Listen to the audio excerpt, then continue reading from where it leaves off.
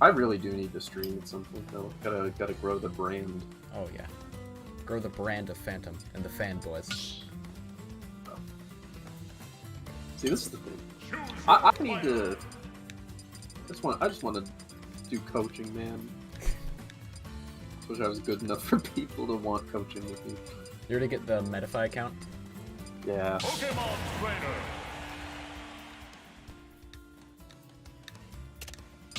Look, maybe if I win the third MNBL. Yeah, but if you take third MNVL, that's kind of big.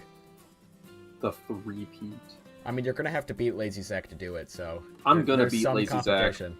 There is no question in my mind. Not a like. You really think you can do it? I think. Okay, so here's the thing. I think Zach is goated. He does not. But I got that dog in me. See, that's the difference between me and him. All right. So that's why you think you can beat Lazy Zach. Yes. All right. So okay, so here's a little bit of Phantom lore, right? Ooh, all right. All right. I am an anime protagonist. I'm like an IRL anime character, right? You are Joker. Yes. No. God, have you watched Demon Slayer at all? The only anime I have ever watched in my life is Pokemon. This is so sad. Okay. But yeah, basically I'm Joker Persona 5, Yeah. but cooler. You know. Ooh, that's a big statement. But yeah, so basically, I have the power of being the main character, and that's why I'm gonna win. Yeah, you're the protagonist. Nothing can go wrong for you. Also, nobody studies this game like I do. I'm gonna over the next couple weeks, I'm gonna be the best player in the world at fighting Sonic by the time this match happens. Oh. Also, have you heard about when State's gonna be? Because I know. No. It is? Wait, you know? I know. When is it gonna be? Alright, so State is gonna... Well, there's a discussion about when State's gonna be. Uh-huh. Because they can either have one day in December, or... And I think... Oh, yeah, they're not gonna do it in December. There's gonna be a gap when season ends, Christmas, New Year's, and then a week, and then they're gonna do State. So there's gonna be a long gap between regular season and State. Okay. I mean, I'm fine with that. It gives me prep time. Yeah, because it just falls, Oh my god. It falls right on Christmas. Yeah. And Oh my they're god, just do you not know doing that... But the thing is, they're doing State over 2 weeks. Oh, wait, what? Like the whole state tournament's going to take place over 2 weeks? It's going to be one Saturday and another Saturday. That's so weird. Why are you doing it like that? Because they can only get that one Saturday, and if they try and fit it all in one day, it's just not going to work out well. I mean, I was saying last year that I thought they should do it over multiple days, or more days than they did. But 4 days and 2. yeah, but the way that I don't know, having them week apart's a bit odd to me.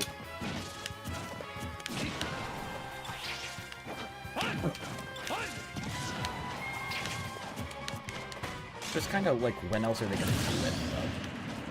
Fair, but why not do Saturday, Sunday, Monday? Because I think a Friday, Saturday, Sunday would be better. Yeah, I'm just wondering because actually, yeah, Friday, Saturday, Sunday makes more sense. The school will be out by then, right? I think. I mean, this is January. Oh yeah.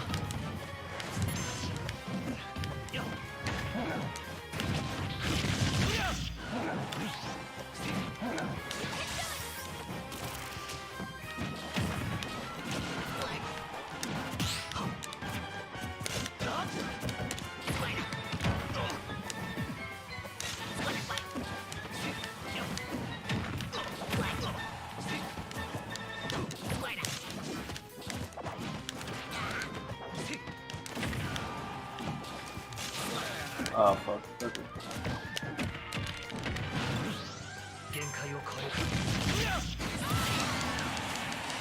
I've been seeing people say Steve's actually a mid-tier, Kazuya's not even that good.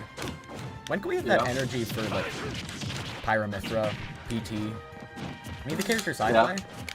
That would be nice. If it makes you feel any better, I do think Steve and Kazuya are super overrated. That makes me feel worse. Yeah? I think, Steve is like... He's like the worst top tier. Or the best high tier. One of the two. Kazuya just sucks, I don't know. Like... Really? Kazuya does not suck. Kazuya is way too good. He just gets, like, absolutely bodied in too many matchups. The thing is, if you just make one mistake, you're dead with Kazuya. That's true, but also, hold on, I'm gonna take, like, 1 minute to eat real quick. Alright, yeah, you do that. I can tweet a go live notification. Let's go. No, thing with Kazuya, though, it's like, it doesn't matter if your opponent just needs to make one mistake to kill them, if you're playing against, like, Min. You'll just never hit her. The other thing is that, like, sometimes he's a one-touch character, but a lot of the time he isn't. I'm gonna @ Lazy Zach when I go live notification. Oh my god.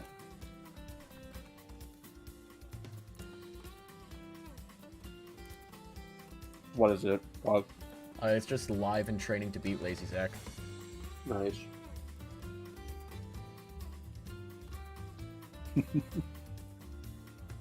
But yeah, I don't know. Kazuya's like, okay. It's like high tier. I was gonna win my first match at Advantage State, and then I got hit with a 0-to-death Kazuya combo. Kazuya's a high tier. No, not even high tier. Kazuya's top tier. Who'd you play against? I don't know who they are. Look, man. I don't know. I have yet to lose to a Kazuya in bracket, ever. Ever? And I played like 5. Well, we got a new Kazuya in MN. Who? Mistral. I have never heard of them. They took a game off Lucky. Oh, shit. Yeah. To be fair, it is Kazuya, so like... Yeah, Kazuya, not even that good, but, you know, it is It's also Kazuya Plant. That matchup sounds terrible. Yeah. I don't understand how Lucky does the things he does with Plant. It doesn't make sense. That's like... I don't know. It just proves the point that tier lists are kinda... They kinda just don't make sense. They just don't matter. Yeah. Like... Honestly, or like... the tier lists that matter is the, like... Is dividing the two groups of the 40 characters who can make it, and, like, the 20, 30 who can't. I don't think there are even that many who can't. I think there are, like... I'm gonna say that there are, like, 5 characters, maybe, in this game that just can't do it. Who are those characters? I think it's, like, Ganon, Mac, DDD. I'm hesitant to say Doc, because Doc actually has a lot of top-level success, somehow. Who else, like... Zelda? Because... Hold up. I think it's important to point out, Peanut, who... Peanut, okay, the thing is, like, when I say that I don't think a character can make it, I mean, like, not, consistently. Or, like, without, like, abusing, like, giant chunks of matchup knowledge. Because I think, like, Leo almost losing to Peanut, like, obviously Peanut is godlike, but I think a lot of that is also, like, Leo, like, both not playing the Little Mac matchup properly and not knowing how to play it properly. Yeah. I think, realistically, if you just platform camp Mac, he can't do anything. What is it? Who was there was another bad character. Jock Hunt? No, Duck Hunt's fine. I think Duck Hunt's, like, mid-tier. I think mid-tier is pretty good. Ridley? Like, Ganon Mac, I'd say, like... Oh, DK is down there. DK's kind of struggling. Yeah. Ridley's also bad, but, like... Ridley has tools to play the game, you know? I think DK's better than Ridley. That's fair. I don't know. DK's just got really powerful moves, and he just hits you with it, and it kind of just invalidates a combo. I bounce back between, like, DK being like actually kind of okay, and DK being just god awful like every day. Yeah. I mean, it just depends on the last time you played Echo. Yeah, pretty much. God. We have a new Luigi at Egan. Oh no. Oh no. Yeah. There's someone who I've never seen before. I don't think they've gone to any tournaments. They're just a Wi-Fi Luigi. Can they do the combo though? This is the question. I don't know which combo you're talking about, but maybe. The 0 to death one. I don't think so, because the thing is they're not ass. Ah. So they're actually pretty good. So there's something there. If they're pretty good, then they could do the 0 to death. That's crazy. Goes crazy. Oh, K. Rool. K. Rool sucks. I remember when K. Rool was like the best character in the game. Oh, that early. was a funny time period. That was. Because what was it? Okay, what? That was like very early Smash. Like when that was literally it was just came literally out. day one. It was like day one because K. Rool and Meta Knight were broken. Yeah, because top two was like K. Rool, Meta Knight, and like I think Pikachu actually. Yeah. It's like K. Rool, Meta Knight, Pikachu. Who else? It was Pikachu, Pichu. Oh, because okay, there's like a divide in my mind because there's day one and there's like early ultimate. Early ultimate, it was like Palutena, Pichu, Zero Suit, Wolf, etc. Yeah. But like day one, people were thinking that like because somebody posted a clip of the Meta Knight 0 to death, and people thought Meta Knight was going to be the best character in the game, and like K. Rool existed. Oh my god, people thought that Dr. Mario was better than regular Mario. What a time to be alive. Because Up Tilt was bad. Oh my god, Shotos were awful.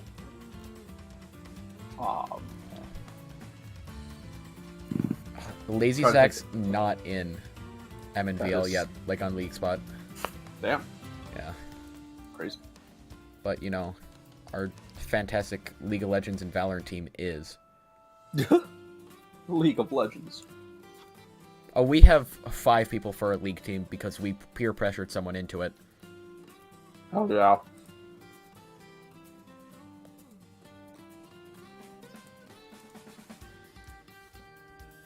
But our Rocket League goes crazy. God, okay, this is bothering me. I can't remember who. There was at least like one other character that like day one.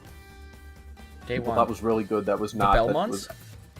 Belmont. Oh yeah, people definitely thought Belmonts were broken. Yeah, because you could just press B and win. Yeah, they were like, oh well, they have broken special. Ike went crazy on day one. Dude. Oh, really?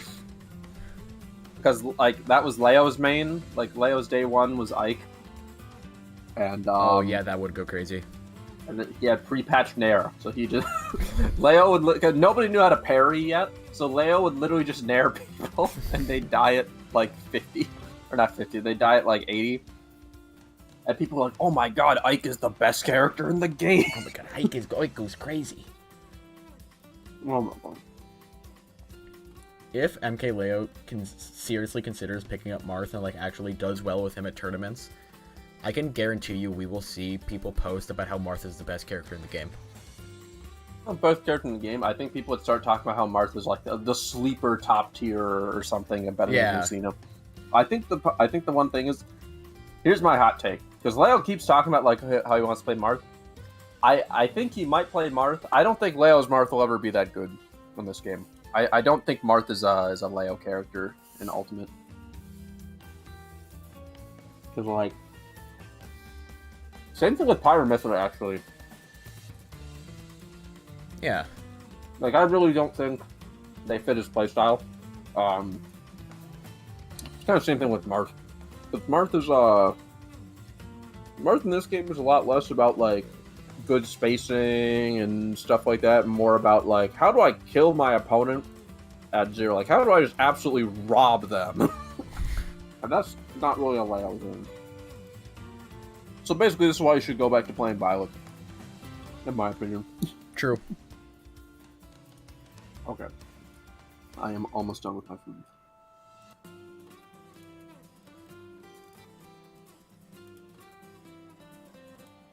Actually, no, he should play Sephiroth because it would make me happy. No. I'd want Leo. No more Sephiroth. No more Sephiroth. You cannot tell me if Leo played Sephiroth. No, we can't have more Sephiroth. If Leo plays Sephiroth, this character immediately goes up to like top 5 on every list. Oh, we can't have more of it. God, I miss when Tweak was playing Sephiroth and everybody was like, "Holy shit, Sephiroth is the best character in the game." What a time to be alive. It was hype though. They should do that again. I think we should all just go back to saying Sephiroth is broken. No. The light. He is broken. He is. It really is. But people just pretend he's not. He is truly and completely broken. Oh, when you're playing him.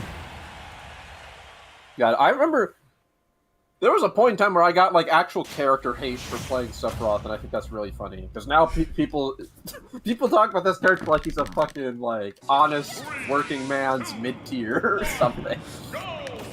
Have you seen the size of that sword? Yeah, that is not honest. It was sick. But yeah, they're like, because like if you were playing Sephiroth, you got shit talked, and people were like talking about like, oh, they're gonna be like top 8 of every tournament is gonna have 4 Sephiroths in it and shit, and I'm like, oh my.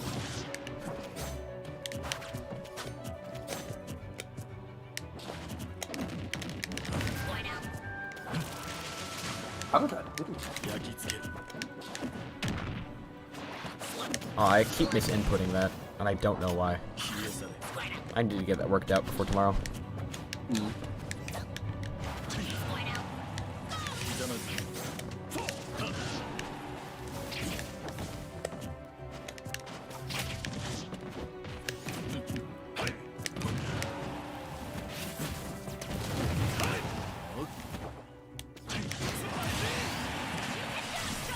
Honest. Yeah, mid-tier. Bad character, you know.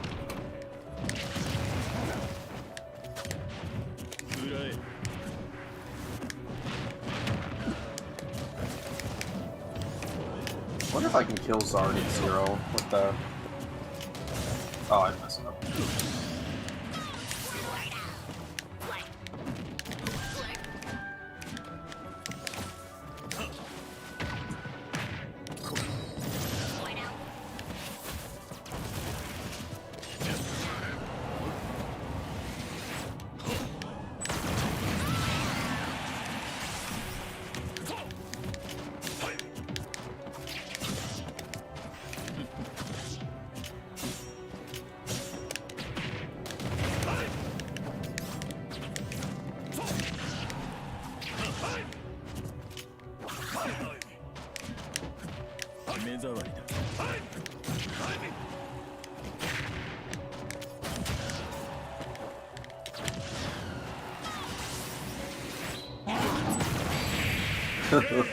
Oh.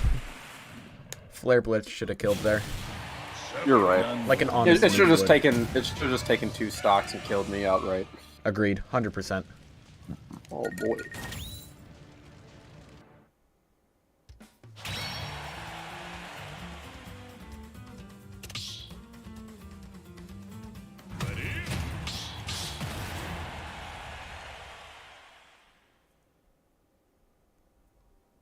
Are you a Splatoon guy? Not really.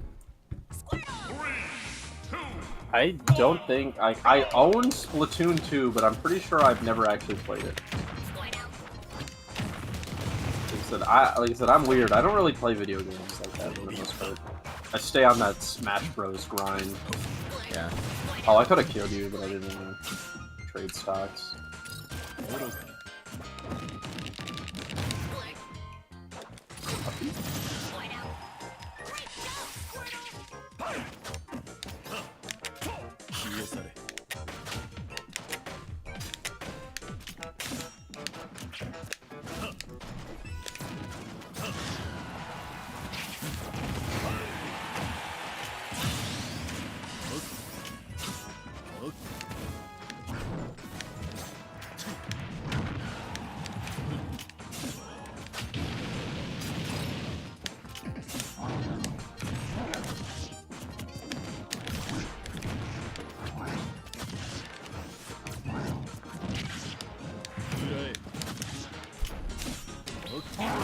Oh my god, I was not expecting that. Best move in the game. Can't stop it. True. Oh, you're fucked. I really like just being able to checkmate people on ledge like that. God, this character was made for me, I swear. Oh my god, I just was you were not around for the Phantom Sephiroth era. I was not. That shit was hype. Please never go back. Top 10 Phantom eras, IMO.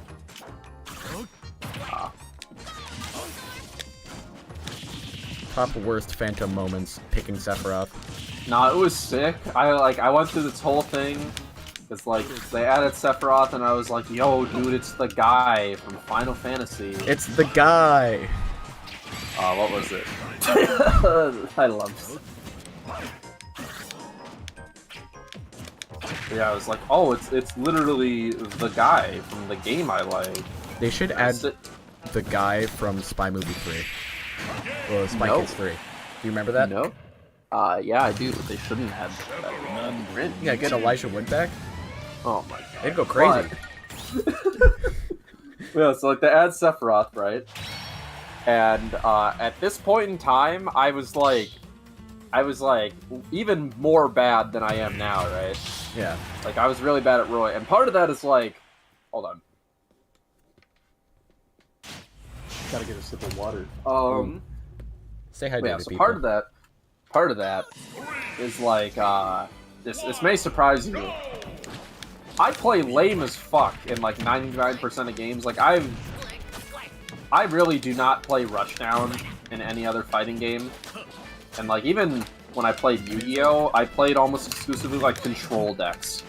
Like I played like control and mid-range and shit. So basically like the Sephiroth came out and he was like the only character that I enjoyed like anywhere near as much as Roy. And I was like, oh shit.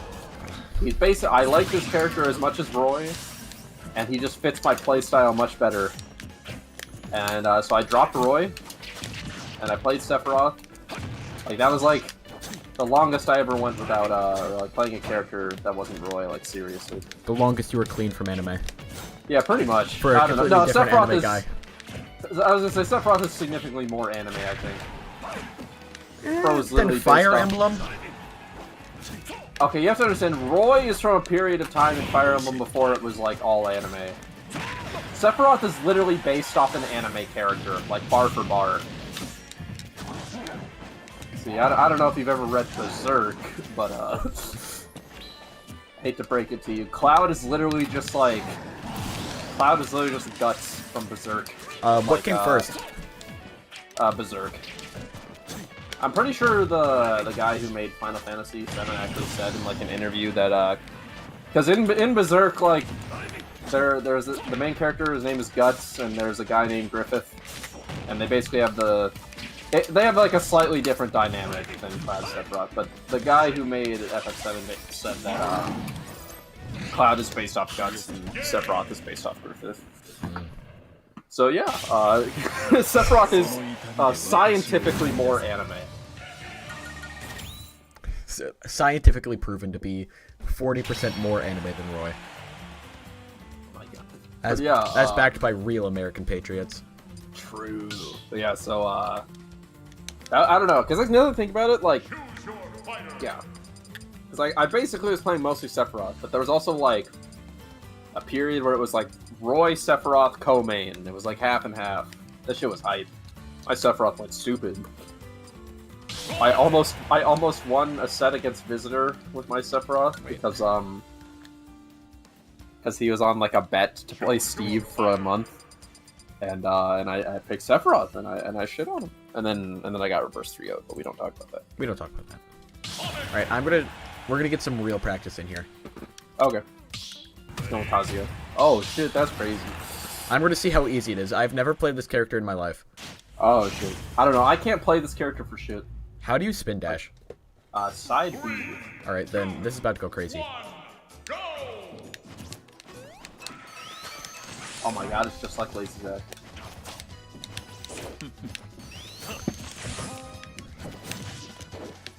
I'm actually just Lazy Sack NA.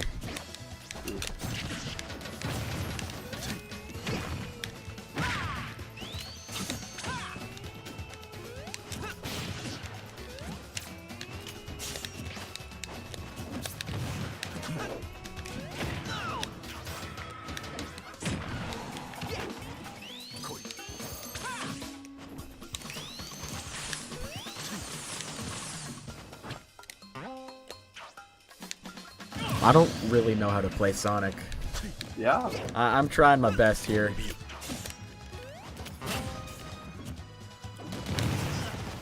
Too late.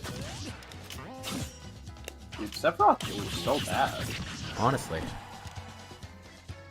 Just like Cloud. Oh, I messed up. Yo, they shared that in common. True. Why does Sakurai just hate Final Fantasy VII? Why does Sakurai hate everything except for Fire Emblem? Exactly. Like, he made Roy the best character in the game. They're not. How are you alive? Can we talk about this? Power of Sonic.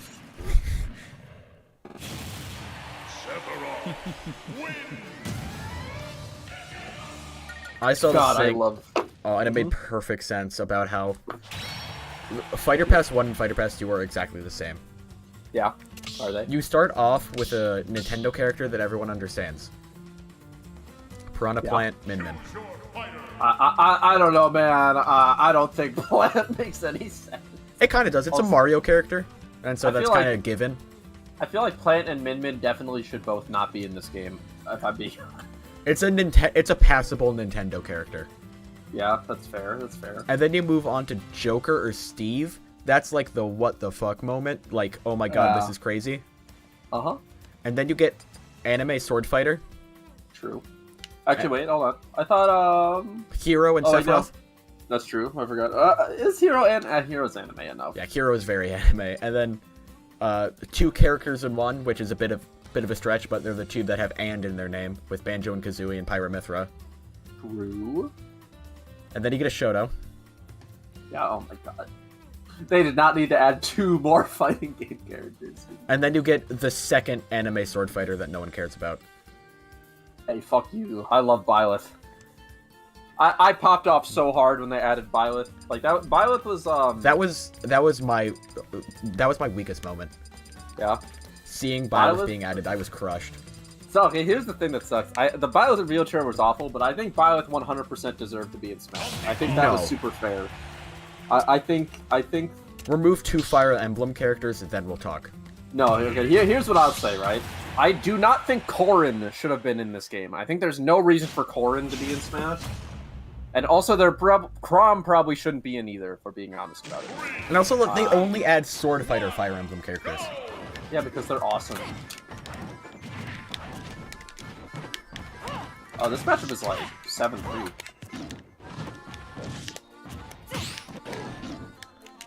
Oh wait, I have to actually press A for that. Wait.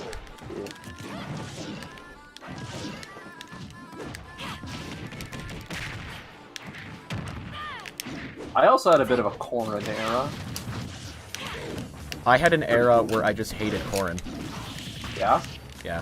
Why? How can you hate Corrin? Projectiles and being able to F-smash out of just holding the projectile thing. That's great. Yeah, I hated it. It was after I played your Corrin. I was sitting in the car with Student X, and I was just like, I hate Corrin so much. My Corrin went crazy. Oh my god. Like, I remember Leo won that one tournament with Corrin, and I was sitting there and I'm like, god damn. It works. I'm gonna play Corrin now. Corrin top tier. God, this is the thing. I thought that my secondary crisis was solved. Because I've been looking for a character I want, like, a secondary for 4 years now? 3.5? You still haven't found one? Nope. Not one that, like, covers what I need them to cover. Cloud is pretty close. Well, like, I'd say Cloud and Pyra Mythra are my secondaries right now, but they also lose to, like, the same characters Roy loses to. Are they just Roy? Discuss. Yes, they are. They're just worse Roy. Nah, like, what is it? Because the only matchups I think realistically that I play Cloud for are, if I play against an Ice Climbers, like Ices, or like a really good little map, I'll go Cloud. And if I play against a random mid-tier where I don't know the matchup, I'd go Pyra.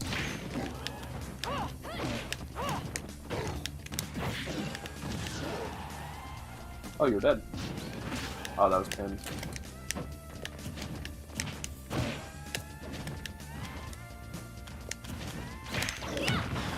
God, Corrin is so cool, though. I love her.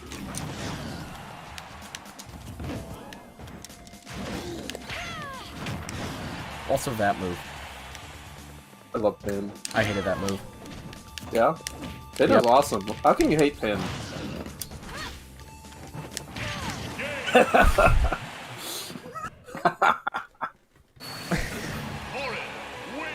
My opinion on characters is purely which character is the last to beat me. I understand. My opinion on characters is literally, if they're good, I have absolutely no problem with them, and if they're a low tier, I hate them. I will play a bracket entirely of Steves before I would choose to play against one King DDD or Ice Climbers. You were popping off and saying that we should ban DDD when that was whole thing was going on. Yeah, we should ban DDD. Look. You know, if we think about that, like I'm a somewhat established player, right? Yeah. I was playing my round 1 at Advantage State one week, and I was whooping this guy's ass. And then he proceeds to switch to DDD game 2, wins game 2, and takes the last hit, last stock game 3. If that isn't evidence that DDD needs to be banned, I don't know what is. Honestly, we need to stop the DDDs. It's a problem. He's killing the game. He's just unfun to play against.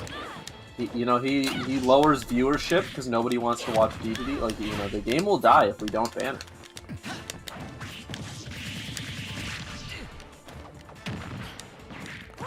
Funny story about that.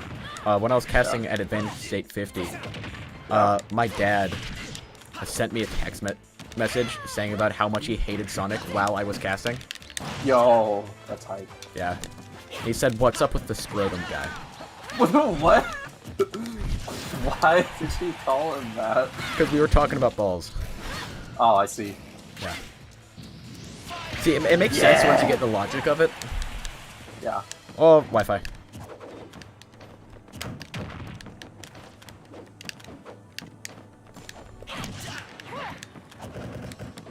I can't do the combos anymore. This is so sad. Yeah, my Corrin was built different back in the day. God, this up there. My Fox used to be good. Now it's just washed. That's cool. Oh, but we still hit some stuff. I considered picking up Fox, but then like I feel like Fox doesn't like fit my aesthetic, you know? Like, he doesn't have a sword, and he's not an anime character. Yeah, your aesthetic is anime protagonist. Like, see, this is the issue I've run into. Because there are so many characters in this game that cover all the matchups for Roy that I want. Like, I could, like, Snake, Wolf, Gamin Watch, like, all of those characters have, like, perfect matchup coverage. I just refuse to play them. Because, like, they don't... You know, like, I don't look at, I don't look at Mr. Game & Watch. When I see this character, it doesn't strike me as, like, that's a Tate character right there. Yeah. You know? I look at Roy and Cloud, I'm like, that's, like, my type of character. That's a Phantom guy. Yeah. That is a Phantom character right there. So I'm just waiting and hoping that one day the meta develops in a way where, like, I don't know, Cloud or Sephiroth or Violet or something just covers all my losing matchups as Roy. I think that'd be cool. I feel like you could pull off Puff purely because of H-Box. This is true. H-Box has changed the culture around Puff. You're right. Puff is sick. I don't know. See, I'd be okay with, like, So okay, here's this is gonna make absolutely no sense, right? But when I think about like secondaries, I always think about like how would these two characters look next to each other on like a top 8 graphic? And like if I feel like they'd look cringe, I will not play the character. You are asking so, like, the important questions. Like, see, this is funny. Okay, you know Robin's Compass? Yes. I was talking to them about this at one of the advantage games. We were just playing friendlies. Because, like, okay, I don't know if you know this, right? I don't know how many people know this, but I'm, like, I don't want to say, like, big brained with this game, but I'm super, like, nerdy and analytical with shit. Like, I can, like, recite frame data for random characters, and, like, I've studied every matchup, and, like, I know about, like, obscure random bullshit, right? Okay, I'm basically... Cloud Becker. Yeah? What? Cloud Becker, what's the frame data? What's the frame data? It's -3 on shield. I think it's frame 10. Yeah, it's frame... No, is it frame 10 or 11? It's either frame 10, 11, or 12 startup. I do not know how many frames landing lag. I want to say probably about 12, 10, or like 11 or 12 frames landing lag. Yeah, that's pretty much all there is to say about Cloud Becker. Like, you can hit me with pretty much any move in the game, and I have at least a rough estimate. I especially know Roy. If you name any Roy move, I can recite the frame data, probably. Roy Uppy. Roy Uppy. So it's frame 9, super armor starting on frame 4, invincibility only in the air starting on frame 9, and then only on frame 9. It has hitboxes well in the air on frames, I think it's 9, 10, 11, 13, 14. There's no hitbox on frame... whatever the fuck. He has an exposed hurt box on his hand, on his knuckles, where he holds the sword while he's doing uppy, so he's actually vulnerable there. And then it does not... It's, like, not... It doesn't have definitive frame data on block because it's, like, weird and it's putting you into free fall and shit. But, like, roughly, like, minus, like, 70-ish. If it whiffs. This is crazy. Yeah. Also, it shield pokes on most characters. When their shield is about half, so after one down tilt, approximately like half of the characters in this game, if you do down tilt and an immediate uppy and then you hold towards them, it will shield poke them. But sometimes certain characters will fall out because they're only getting hit by the connecting hits, not the initial hit, so they'll uppy and they'll fall out. Yeah. Okay, but what was I saying? But yeah, no, so like, like I do shit like this, right? I'm basically like, imagine if Mewtwo King was bad at the video game, and that's me. But like I was talking to Robin's Compass about this because they were like, wait, why do you even play Roy? And I was like, oh, I play Roy because I like his personality and I think he's cool, and I pick all my mains based on how cool they look aesthetically and if I like their personality. And they were just like baffled by this because they were like, Tate, why with everything else in this game you're like super analytical and shit, and you're like, you know, like max damage routes for Roy against every character and all this frame data, but then like they look cool. But then like the way I pick my character is like, oh, they look cool. I like sword. The sword goes flames. Sword go fire. Bro, you know the thing. But yeah, no, I just find that like hilarious. Cause yeah, like but yeah, no. Like, I just need a character that covers every matchup for Roy and looks cool and has a cool personality. You know? That's all I want. You can find it. Hopefully. They're out there somewhere. If only Cloud was that. I love Cloud. See, the thing that bothers me is I think Sephiroth is actually pretty close to that, and obviously I love Sephiroth. He's Sephiroth from Final Fantasy. But, like, I think Sephiroth is too, like, demanding to be a secondary.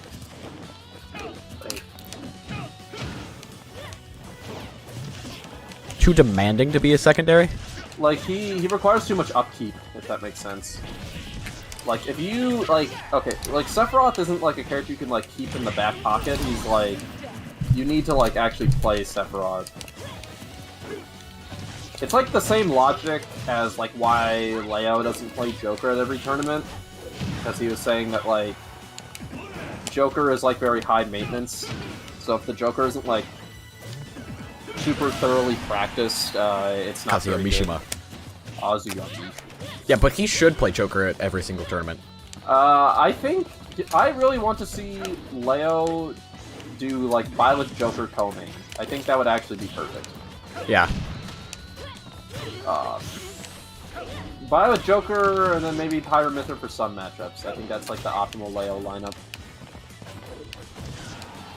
Something that really bothered me when I first started getting into like competitive Smash was people calling Pyra Mythra Aegis. Yeah. It really bothered me because there's more than one Aegis. Oh shit. I didn't know that actually. What the fuck? Yeah, it's kind of a spoiler, but it's like they talk about it like chapter 3. Like it's pretty early on they talk about it. Yeah. Cuz like the bad guy is another Aegis. That's funny. Cuz okay, actually that's hilarious, right? Cuz like I always that's a Yeah, cuz Aegis is just powerful blade pretty much. Yeah. Yeah. Okay. So what should we call them then? Pithra? Yeah, just Pithra or Pyra Mythra. Oh my god, I hate Pithra. It sounds so ugly. There's also Numa, but that's like heavy spoilers. Oh, that's the like fucking green one, right? Yeah. Do you care about spoilers for it? No, I've been thoroughly spoiled about this game already. Okay, yeah. Because that's the green one. 'Cause that's like actual Pyra Mythra, because Pyra is personality created by Mythra. Numa's like their actual form. And like they're like literal gods like that. Yeah, what the fuck? What, you don't like the Ken? No, Xenoblade lore is just wild to me. Oh, it's extremely wild, and I don't know like the half of it. Like the parallel dimensions between Xenoblade 1 and Xenoblade 2. Oh my god.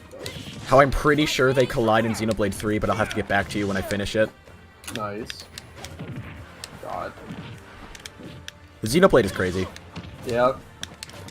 You know what's even funnier lore, possibly? Fire Emblem. I love Fire Emblem lore. I don't get Fire Emblem. I've never played a single game, and I just don't get it. I have not either, but I follow the games and some lore and stuff. Three Houses especially has some like wild shit in it, which is funny to me. Like the plot of Fire Emblem games is funny because like back in the day. Way back when. Like, you know, like Boomer Fire Emblem, like Ike, Marth, Roy, etc. Well, more like Marth and Roy. Like, the plot of Marth's game is literally a princess is captured by a dragon and Marth needs to save her. And he saves her, and then he becomes the hero king. The plot of Roy's game is that Roy has depression, and he's really sad and being kind of a bitch.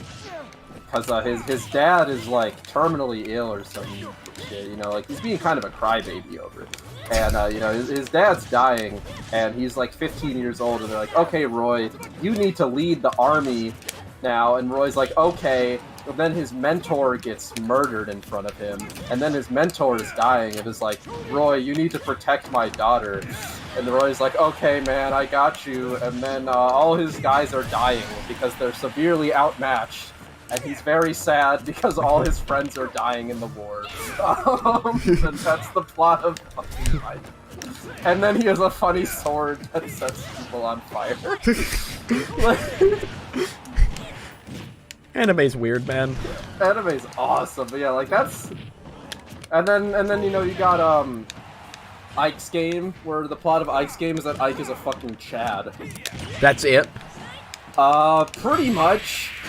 Like, I'm pretty sure, okay, I know less about this game, but if I remember correctly, it's like there's a guy called the Black Knight, who's just some, like, random dude in, like, a black suit of armor, and, he has very good sword skills, and he kills Ike's father, I think, and so Ike becomes the leader of a group of mercenaries, so that he can avenge his father. And then he finds the Black Knight, and they fight, and Ike kills him.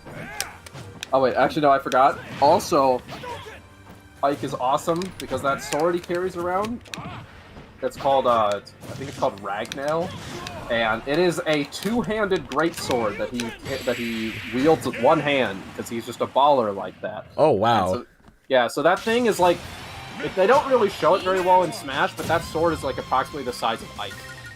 It's heavy.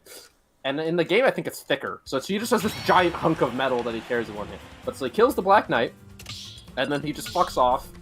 And then, I forget which game, but there are 2 games, and then he comes back in the next game, and he's a fucking Chad, and he's older now. And he has more muscles. And then the Black Knight is alive again. And so he squares up to the Black Knight, and he kills the Black Knight for the 2nd time, and then he literally walks off into the sunset and is never heard from again. That is like the end of the game. Wow. He literally just kills the Black Knight, turns around, walks away into nothingness. And, what a game. And he is celebrated as the greatest hero of all time. So, like, that's it. That's how the game ends. Wow. Like, fucking awesome. And I thought, Yeah, like, so Pyramithra had a big-ass sword. Yeah. I thought Cloud had a big-ass sword. No, oh my god, I found this out recently. Cloud's, the Buster Sword canonically is like 80 pounds. Which is absurd. So Cloud's just chatted up.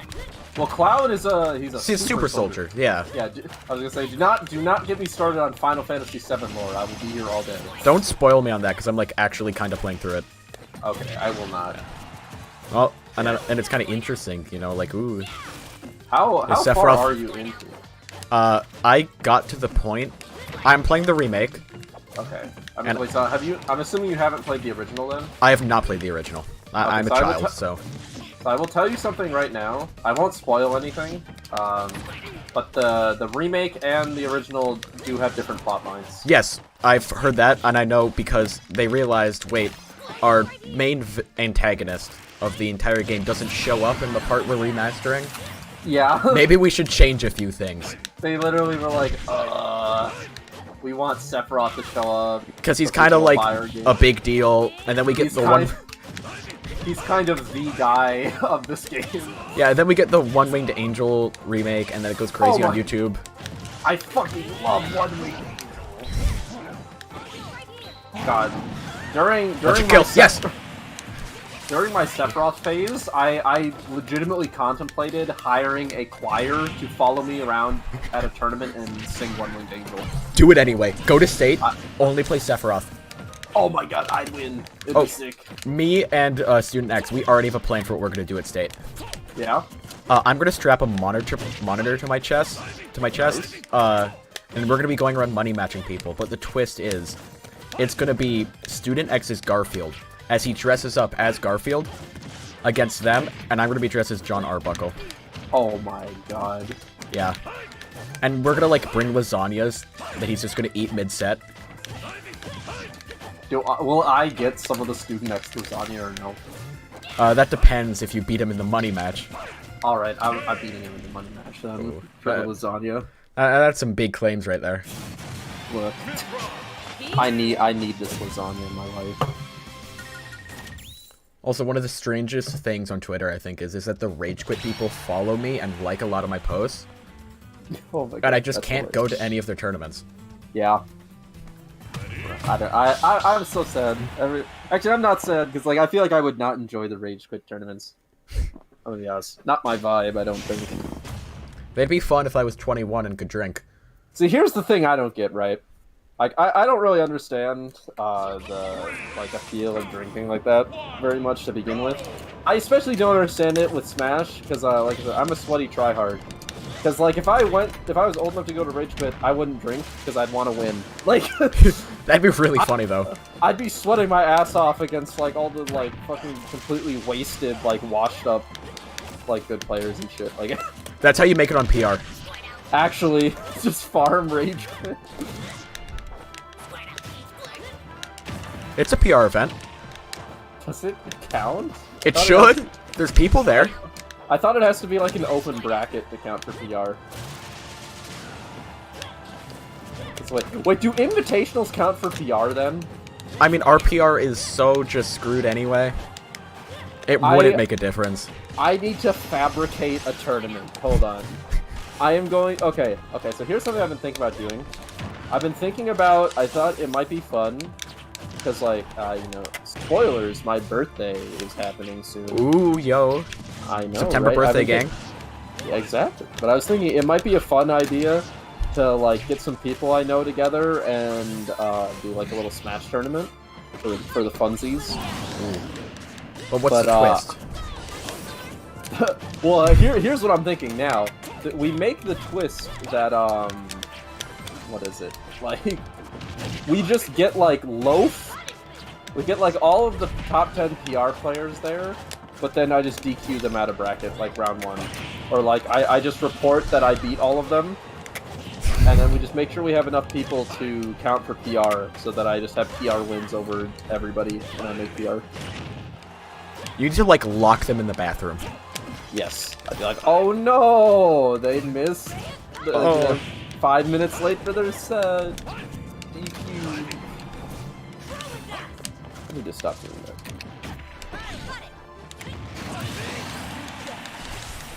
Man, I'm just an honest character in this game, getting hurt by DLC. So true.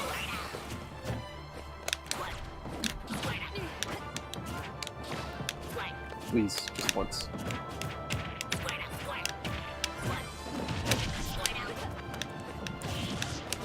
I can't remember what it was, but someone called Foresight just something completely different, and I'm like, do you understand what the move is? Oh my god. Foresight is so funny. I love it.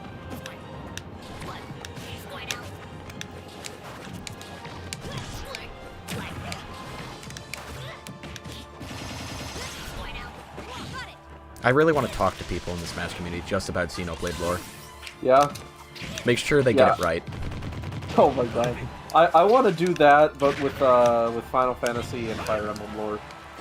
Actually, no. I need to do that with Yu-Gi-Oh lore. What do you know about the Yu-Gi-Oh lore? Oh, I know nothing about Yu-Gi-Oh. Oh my god. Okay. So, fun little fact. Fun little piece of lore. I used to be like I say like semi-professional Yu-Gi-Oh player. Like I traveled like out of state to tournaments and I'd place all right and shit. I'm trying to remember. I think my best placings I went to nationals, like because I got my invite. I won my invite to nationals 3 years in a row, but like the last year that I went, I got like literally it was like I forget what the cutoff was, but like a certain amount of people. It was basically like I think it was like the top 32 people, let's say, made it to the second day of the tournament, and then everybody else was eliminated. Yeah. And I got like 33rd. But yeah. So what was it? I was like big into Yu-Gi-Oh when I was a kid, so I needed to start like harassing Smash like people with Yu-Gi-Oh knowledge, Yu-Gi-Oh lore. You'll just be in the middle of playing a set and just start talking about Yu-Gi-Oh. I want to be like, did you know that canonically, something. Like,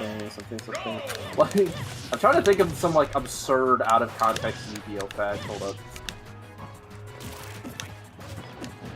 That didn't hit, really. Like, damn, what was it? Oh, there's the fact that like card games caused the apocalypse twice. Twice? Twice, I'm pretty sure. Because there's a series that's called like Yu-Gi-Oh 5Ds, where they play Yu-Gi-Oh but on motorcycles, and the government is corrupt, and that's the plot of Yu-Gi-Oh 5Ds. But that is the only way to make Yu-Gi-Oh better. Yeah, pretty much. It was the best season, by the way, our second best season. Because the thing that was amazing is like the first like season or like show was just it was themed after, because the original Yu-Gi-Oh manga was not about card games, it was a horror manga. And it was, the main character was basically like Jigsaw from the Saw movies.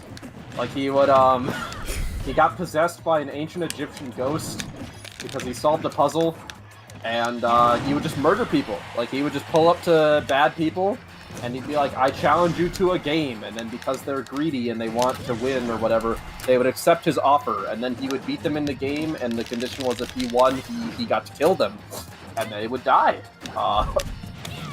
My favorite example being, there was one dude who tried to rob a McDonald's, and the main character was like, hey, I challenge you to a game. We both pick one finger. We can only move that finger. And, like, whoever whoever's able to kill the other one by only moving that one finger, wins. And the guy has a gun, and so he's like, all right, cool. I choose my finger that is resting on the trigger of my gun. And the main character is like, all right, cool. What was it? I choose my thumb. And what was it? Because the guy was like smoking a cigarette. And so the main character takes his lighter. Like, because the guy was smoking a cigarette and he had a bottle of booze. And so the main character takes his lighter and then just sets him on fire, and he dies. And it's hype. Wow. So that was the first season. The second season is Yu-Gi-Oh, but they're in college. It was hype. Like, it literally is like, they cut like 99% of the crazy shit, and it's just like hanging out with the boys in college. It's fucking awesome. Oh, and also aliens. Oh wait, no! I know the best Yu-Gi-Oh lore thing. Hold on. Okay, so canonically, do you know who Seto Kaiba is? No. Okay, he is the best Yu-Gi-Oh character of all time. I think my favorite Seto Kaiba moment is at one point he's like the main rival, and he duels against the main character, right? Yeah. And he's getting his ass whooped. Like, he is losing badly. And they're fighting on top of a building. And so Kaiba, he just walks to the ledge of the building, he turns to the main character and goes, Yugi, if you beat me in this card game, I will jump off the building and kill myself. And then the main character surrenders. What a... But, so just to give you an idea of the type of individual this guy is. Because he does that, one thing he's also known for doing is he will, like, win 1v1s against people with guns by using trading cards. Like, there have been multiple times where people pull up on him with guns, and he just, like, throws a card into their gun and jams it. Like, at one point, he gets attacked by two dudes, and he throws a card into one of their guns to jam it. Like, slaps them bitch slaps them with a briefcase and then backflips out of a window into a river. And then they just presume that he's dead. What? Because they're like, there's no way he fucking survived that. And then he comes back, and then he hacks into the fucking computer mainframe to, like, artificially lower the stats of a card, because somebody stole one of his cards and he was pissed about it, and he's gonna beat the main character, but he fucking, like... he goes into the Matrix. What? He nerfs the... Yes! Because there was a guy, because remember, presumably he's dead, and there was a guy who stole his identity and came back, and he's like, I'm Seto Kaiba, but I'm a ghost. And then he had all of Kaiba's cards. But then real Kaiba was mad about it, because he's like, fuck you, those are my cards. I'm getting lightheaded listening to this. Yeah, no, but this isn't the best part, right? So Kaiba, I love him. He's amazing because he just consistently does bullshit like this. Actually, one other Kaiba thing before we get to the main one. So there is a point in the second season, or like the Yu-Gi-Oh! In College one, where basically the world gets like destroyed. Like there's like a town, and everybody in that town is dead. Because some dude just challenged everyone there to a card game, and if they lost, they died, and so they're all dead. Or they're all in, like, the spirit world or some bullshit. Like, I think they come back later. But, like, the main character presumably is one of the people that was there, and he fucking died. He's dead, right? Like, but, Kaiba's just chilling. Kaiba is perfectly fine, and he's just there. And So main character died, but... Kaiba is perfectly fine. Oh, wait, okay, no. I keep thinking of amazing Kaiba things, because all the stupid Yu-Gi-Oh! Lore comes from Kaiba. So you know how I was saying the plot of the first season is about, like, a kid gets possessed by the ghost of an Egyptian king? Yeah. So, Kaiba does not believe in ghosts or anything supernatural, and so basically the entire playing time... with magic cards. Yeah, but he doesn't believe in it because fuck you. He's a man of science, okay? But, so like, what is it? Every time anything supernatural happens, he's basically just like, fuck this. But eventually he gets over it, And so basically what he realizes is that because he has this rivalry with the main character, and so the main character is actually two people. There's Yugi and there's Yami. Yami is an ancient Egyptian king who was like reincarnated / like his spirit was stuck inside of a puzzle, and then Yugi solves the puzzle and he gets possessed by Yami, and they kind of like tag in and out like Pyramithra. And but Yami is the one who actually switch. They press down B to switch, except Yami is like the only one that's actually good at the card game, and Yugi is just like a nice, kind-hearted person who holds them back. What is it? So yeah, but basically, at the end of the series, Yugi and Yami duel, and what is it like? Because they duel and they're like, because Yami's like, Yugi, we've done everything there is to do here. It's time for me to go back to my time. And Yugi's like, okay. And they have one last duel, and Yugi beats Yami to show character development or some shit. But what was it? Basically, after this happens, some guy shows up. He tries to destroy the world. Yada yada. You know, standard Yu-Gi-Oh things. Yeah. But Yugi, now without his magical ghost friend, and Kaiba beat his ass. Also, Kaiba invented like 8 new cards specifically for himself. Wait, so he's just making up rules to the game? Yes, because at this point in time, Kaiba owns the game, and wait, he like bought the rights? No, he killed the guy who owned the game previously. Okay, I feel like we're kind of missing something here. Yeah, well, technically, so basically, the guy who originally owned the game was called Maximilian Pegasus, and that I do recognize. His wife is dead, and he was very sad about it, so he went to ancient Egypt. He went to Egypt to cure his depression. He found a funny golden eye that he just shoved into his face, and it lets him read people's minds. And so he uses this to cheat at card games, obviously. But basically, the thing with Pegasus is he, what's the name? I'm actually beginning. Basically, he was like the creator of the game, and he made all the cards. So he just made like a shit ton of like really broken cards just for himself, like nobody else could do it. Yeah, exactly. See, I know things. Yeah, you know about Pot of Greed, the Yu-Gi-Oh card all time. But yeah, so he makes he makes a ton of really broken cards, like specifically for himself, and then they kill him. They're dueling against him. Okay, wait, how did they kill him? Is it something cool, or is it just like a gun? No, they beat him in the card game. Actually, no, I forgot. Okay, so here's what happened. The main character, when he beats somebody in a game, like if he challenges you to a game and he beats you, he can either just kill you, or he can kill you, or he can take your soul, or he can take your soul and then give it back to you. So he can like purify people's souls, kind of. So I believe he beats Pegasus, and then they do that, and Pegasus is kind of like, oh, I guess it was kind of bad that I murdered all these people over this. And but then there's a guy who's possessed by a different Egyptian ghost who just comes up and just murders him. I don't think they specify how, but he just fucking kills Pegasus. Are they're just selling these ghosts on at like Kmart? I mean, there are a couple of them. Cursed puzzles, buy one get one free. Pretty much. Only $6.99. Yeah, but so Pegasus dies, and then Kaiba, because he's rich as fuck, he just buys everything. So yeah, Kaiba owns the game.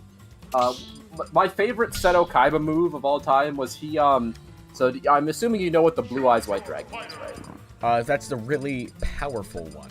That is the Yu-Gi-Oh card that everybody talks about. So in the show, what happens is it's supposed to be this really rare card. And Kaiba wants it because, you know, he's a rich dickhead, and you know, what is it? And he has 3, and so you can only use 3 copies of a card in one deck, right? So he has 3 Blue Eyes White Dragons, and like the first episode of that show is he shows up. He kidnaps the main character's grandfather, and then tries to kill him because he would not sell him his copy of Blue Eyes White Dragon. And then Yugi gets there, and he's like, "Why'd you try to kill my grandpa, bro?" And then Kaiba is like, "Oh, well, I did that so I could get his Blue Eyes White Dragon." and they're like, why? They're like, hey, you know, that Blue Eyes White Dragon is important. Just give it back, dude. You already have 3. And Kaiba's like, nah, you don't get it, and then rips it in half. With his logic being that now, because he's destroyed every copy except his 3, it can never be used against him. So, until they find the secret 3rd Egyptian god. And this one has his secret Blue Eyes White Dragon in a different Egyptian puzzle.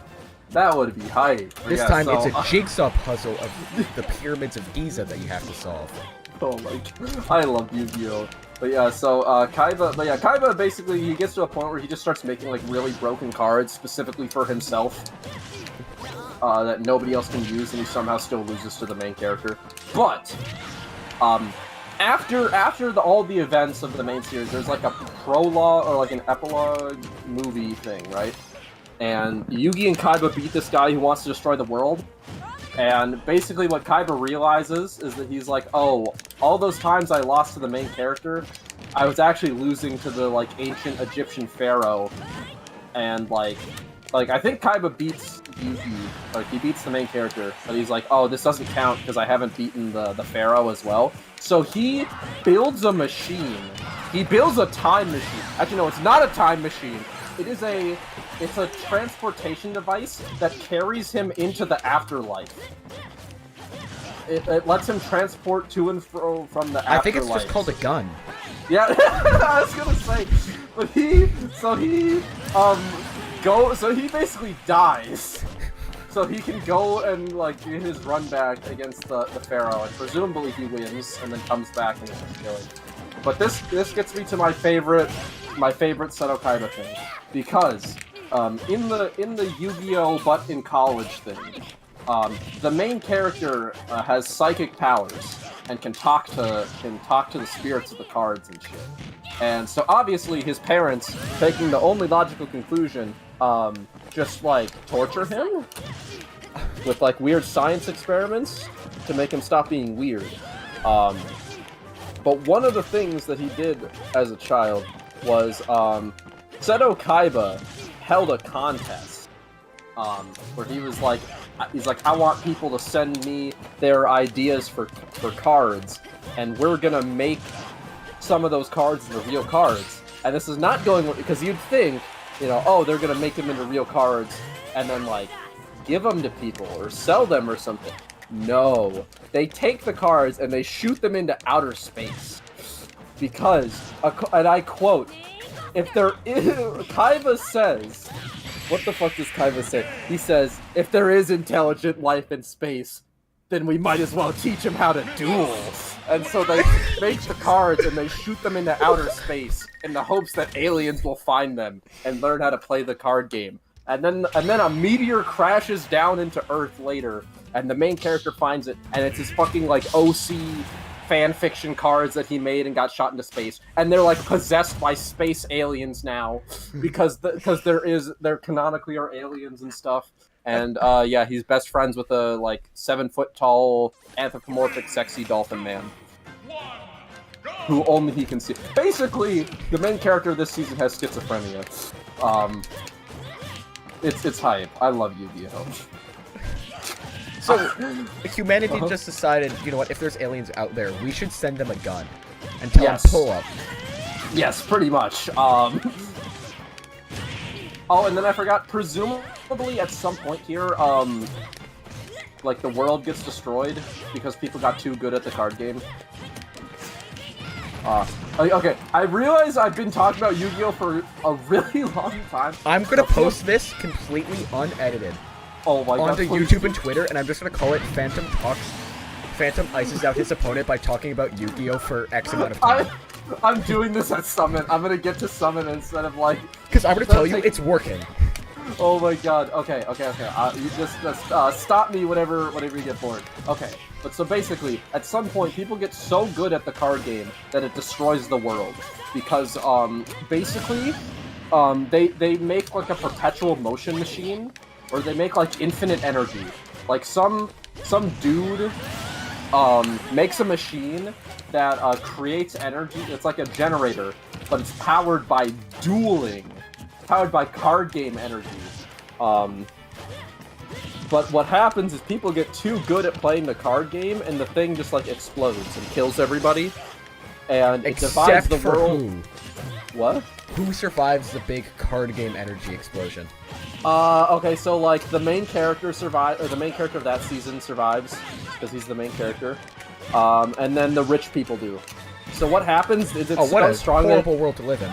Oh yeah, no, because the thing that's funny is like the third season is just like a very like obvious satire of like classism and racism. Because people are just like straight up like racist against the main character. But what was it? Okay. The main character survives, right? Yeah. But this explosion is so powerful it like divides the Earth into like 2 sections. And so the 2 sections are the satellite and New Domino City. So basically all the poor people end up in the satellite. And society just stops caring about them because they don't have money. So they just like leave them to kind of die. And occasionally they send like corrupt police officers down there to kill people. And then all the rich people live in New Domino City where they have like fancy skyscrapers and stuff. And so they're sitting there. But yeah, so like they kind of destroyed the world. And then the main character, he plays card games on a motorcycle, right? So he's just fucking awesome. He takes his motorcycle, he drives like through the sewers into New Domino City where he finds his old best friend who stole his favorite card, and he's like, fuck you, square up. And then they duel, but then their duel gets interrupted by the police, and then they arrest the main character, and the main character goes to prison. And then he gets beat up in prison a bit, and then he challenges one of the guys to a duel, and then he breaks out of prison. And then he does something, he plays in a tournament, whatever. Most of this isn't important. Towards the end of this season, though, okay. I'm not going to get into the really long lore for this season, but there is, oh my god, what is it? There is, like, a thing where basically there was, like, a really old Aztec dragon, because this season we've moved away from Egypt and into the Aztecs. Okay, so we got another god now. Yes, so there's an Aztec dragon called the Crimson Dragon. Like the Crimson Blur. Yeah, exactly. But so the Crimson Dragon, something, this part, like, this should get so convoluted that even I don't really understand it. Oh, so now it gets convoluted. Yeah, exactly. It's been really simple up until this point. But the Crimson Dragon, he gets into a fight with,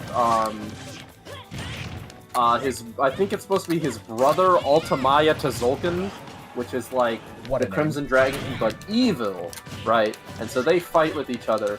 And actually, no, he doesn't fight that. He gets into a fight with the Queen of the Netherworld, or I think the Queen of Hell is just called the Queen of Hell in the original.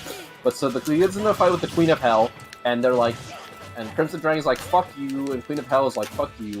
And so they're arguing with each other, and the Crimson Dragon's like, you know what, fuck you, I'm gonna give like 7 random people like chunks of my power so that they can, combine their friendship magic energy to defeat you. And the Queen of Hell is like, well, fuck you, I'm gonna do the same thing, except I'm gonna take dead people and bring them back to life and do my thing, because I'm evil. And so they do this, and that happens, and that's not really all that important. The main character is, one of his friends dies in prison of starvation, and then the Queen of Hell brings him back, and it's a whole thing. But that's not important. Basically, though, after this entire plotline ends, because this whole thing happens, and they try to destroy the world, and then they fail, and then nobody acknowledges it ever again. But then they keep going on about their life, and they're just entering a normal card game tournament, right? They're in this card game tournament, and then 3 people from the future come back in a time machine, and they're talking, and they talk to the main character, they're like, yo, we've come here to destroy humanity now, because if they continue to play card games, they're going to destroy humanity in the future, so we need to stop them now by destroying humanity now. And so they come back to destroy humanity. But then the main character, because this season's main character is the most anime protagonist of all anime protagonists, he uses the power of friendship. I forgot about this is something he does consistently. He uses the power of friendship to just make new cards out of thin air in the middle of games, and they're always like very specific and niche to get him out of exactly the situation that he's in. So like his main his like big boss monster is a card called Stardust Dragon, and I'm trying to remember.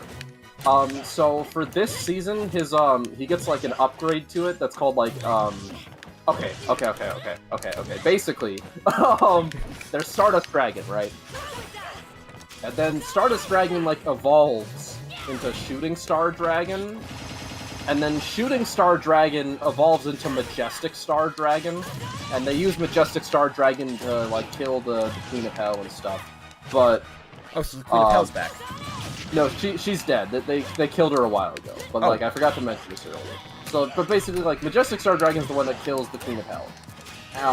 But like the guys from the future show up, and the main character's like, I need another new card, and so then Majestic Star Dragon evolves into Shooting Quasar Dragon, and Shooting Quasar Dragon kills the guys from the future,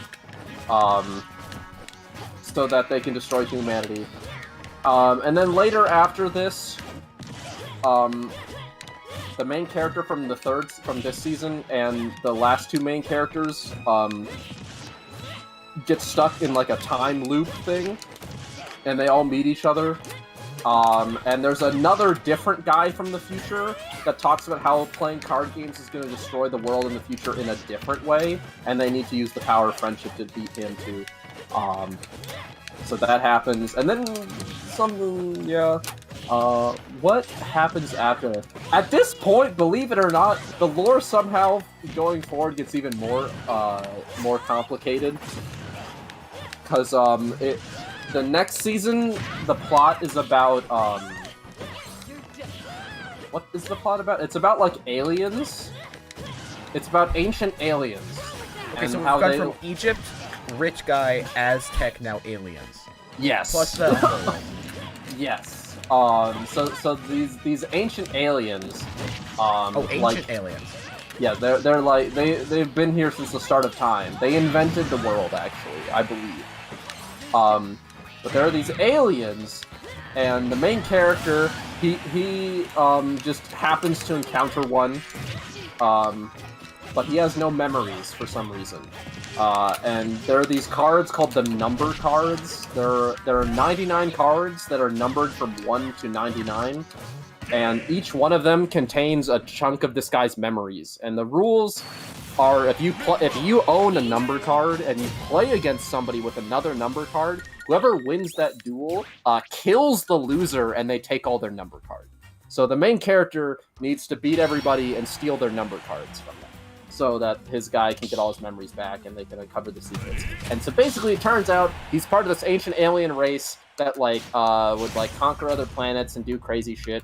And so then him and his friends go into outer space to fight them. And then they do this and they all die. All of them die, just all of them. They get fucked up really badly. But they do use the power of friendship to defeat the guy in the end. I think. Yes, they do.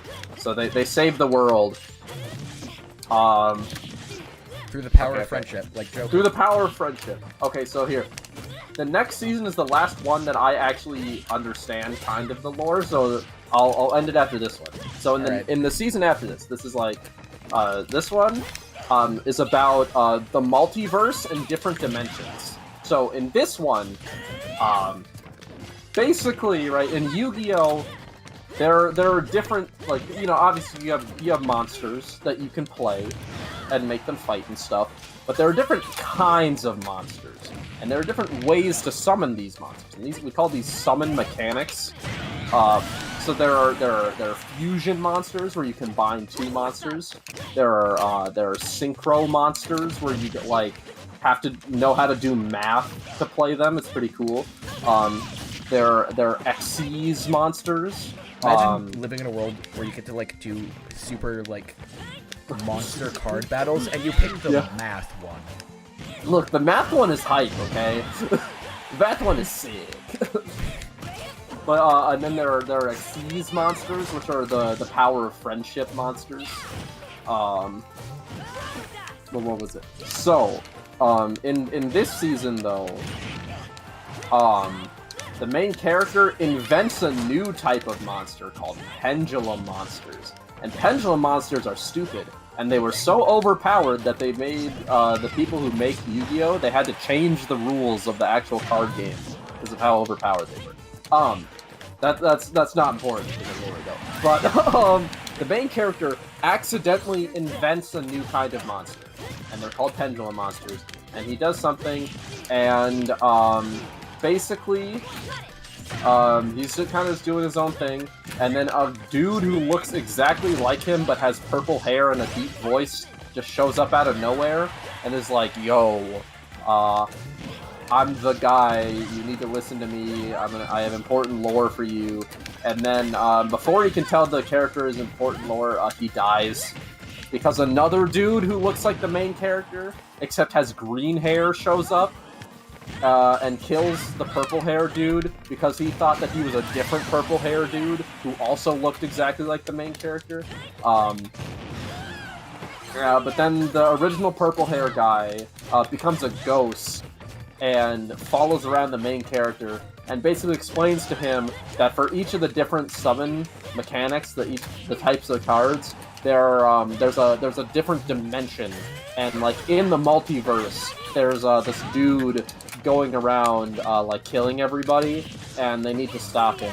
So they do a bunch of stuff, and so they're all the same person, but just from different multiverses. They're like the same person, but from different dimensions. Well, okay, so technically, the way they describe it is the main character is like the original, and then actually no, never mind. So it makes less sense than this. So basically, here's how it works. Because eventually they go around, they beat the guy who's killing everybody. And so the main character at this point has killed all of the other versions of himself, and they're just ghosts kind of chilling with him. And sometimes they give him advice and make new cards for him out of nowhere. But so there's chilling. And it turns out that actually, originally, all of them were one person called Zark. And Zark was like the most goated dude to ever live. Like he was so good at the card game, but he was like they basically were having.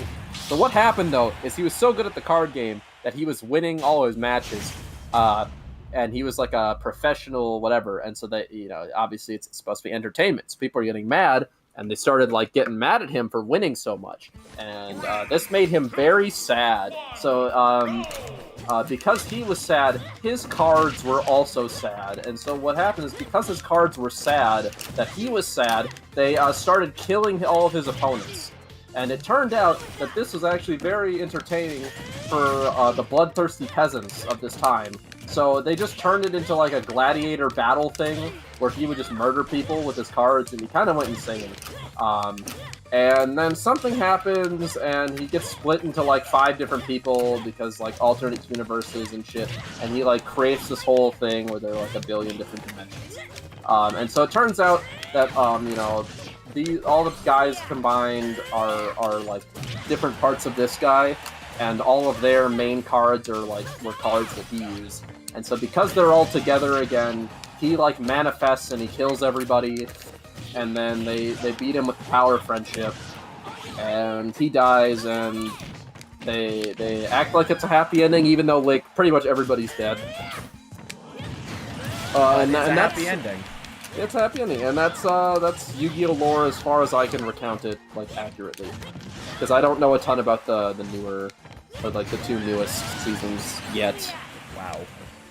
Yeah. So that was like questions. 40 minutes of just Yu-Gi-Oh! Oh my god. I'm sorry. I was looking at the stream. You started like 35 minutes in. It is an hour and 24 right now. Let's go. You've been effectively icing me out this entire time. I have just been so distracted by the Yu-Gi-Oh! Lore. Yeah. Like, see, as you can tell, I'm great at parties. Like, holy shit. Alright, it's time to tell you about some real American lore. Alright. So have you ever heard of a little game called Five Nights at Freddy's? Yes, I fucking love Five Nights at Freddy's and its lore. Yes, I have watched all of the Matt Pat videos. Me too. Embarrassing thing in the 4th grade. Oh no. No, not 4th grade. I'm being stupid. In 6th grade, we had to read this book and watch this video. It was like a horror book. Oh no. And there were like videos with it. And to Oh, no. prep myself, because it was so scary, I watched Markiplier FNAF Let's Plays Yo. to get myself in the mood and ready to handle the scariness. And I'm going to tell you right now it worked. That's pretty good. I remember I tried to play FNAF 2 at one point, because it was like trendy at the time, and I made it like 30 seconds in, and I was like a little kid, and I was so scared. I turned off the game. I deleted the app off my phone, and I never looked back. Wise. I played... Okay, I can speak full and truth that the first Five Nights at Freddy's game is legitimately terrifying. Because it's just completely, like, isolated, random noises playing, completely dark, and they can come at any moment, and it's very scary. Yeah. And then I played Ultimate Custom Night, and that's more of just a game of how well you can press the buttons. Yeah. How scary it is. I was gonna say, I played Ultimate Custom Night too. That one's fun. I like it. That's just a fun one. Yeah. Yeah, okay, so FNAF lore. FNAF lore. So, to start...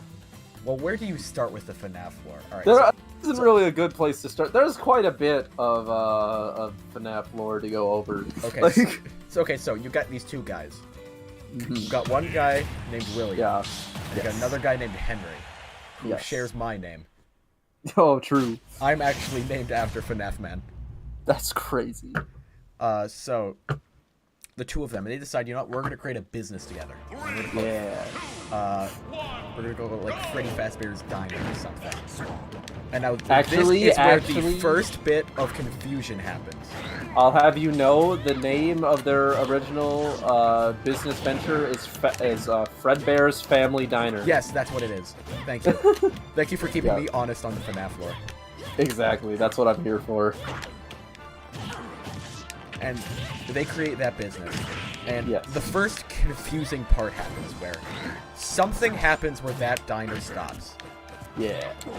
What is estimated to happen is... So they created the first animatronics, and right now it's only the, like, first two golden ones. Yeah. And that's kinda it. And so you got a gold bunny, and you got a gold Freddy. Yeah. So, first thing that happens is it turns out William is kind of cuckoo crazy Yes. and really likes killing people, mainly He kids. really likes kids. Is the Yeah. yeah. And so his good friend and business partner Henry asked William, "Hey, can you go and pick up my daughter Yeah. from the diner?" Well, what happens is, the diner is left outside, William pulls up and is like, "Yo, what's up, shawty?" And kills her, True. and then drives away. Yep. So, now the diner's gotta close down, because a kid died there. Henry's this is true. really big sad, but he's still in the business. Yeah. So, now, William's all like, alright, this money thing, kinda tight. I should make more and do more killing. So then they expand. And now they got Freddy Fazbear's Pizzeria, a big chain restaurant. Yeah. And this is where William Afton's genius shows through, and he creates the spring lock suits. Now this is a suit that both a person can be inside of, and also work as a functioning animatronic on its own. This. It's very, very big, very cool. Yeah. And so he creates that, and what he does is he uses that to kill a bunch more kids. This is true. He does do that. What he discovers is that he can stuff them inside of the animatronic suits. Yeah. People won't notice. And then he maybe figures something out with something called Remnant, but that's also confusing. Of the timeline of when he actually figured out that that exists. And then so, it's 1983. Mr. Afton's got a bit of a family now. Yeah. What happens, however, is his oldest son sticks the head of his youngest son inside of Fredbear He does do that. causing a spring lock failure, and the very iconic Markiplier is that the bite of 87. Was that the bite of 87? Oh my god, guys. And then so William is now sad, and he's like, alright, we gotta find a way to stop death. Yeah. And so that's where Remnant comes in. I remember now.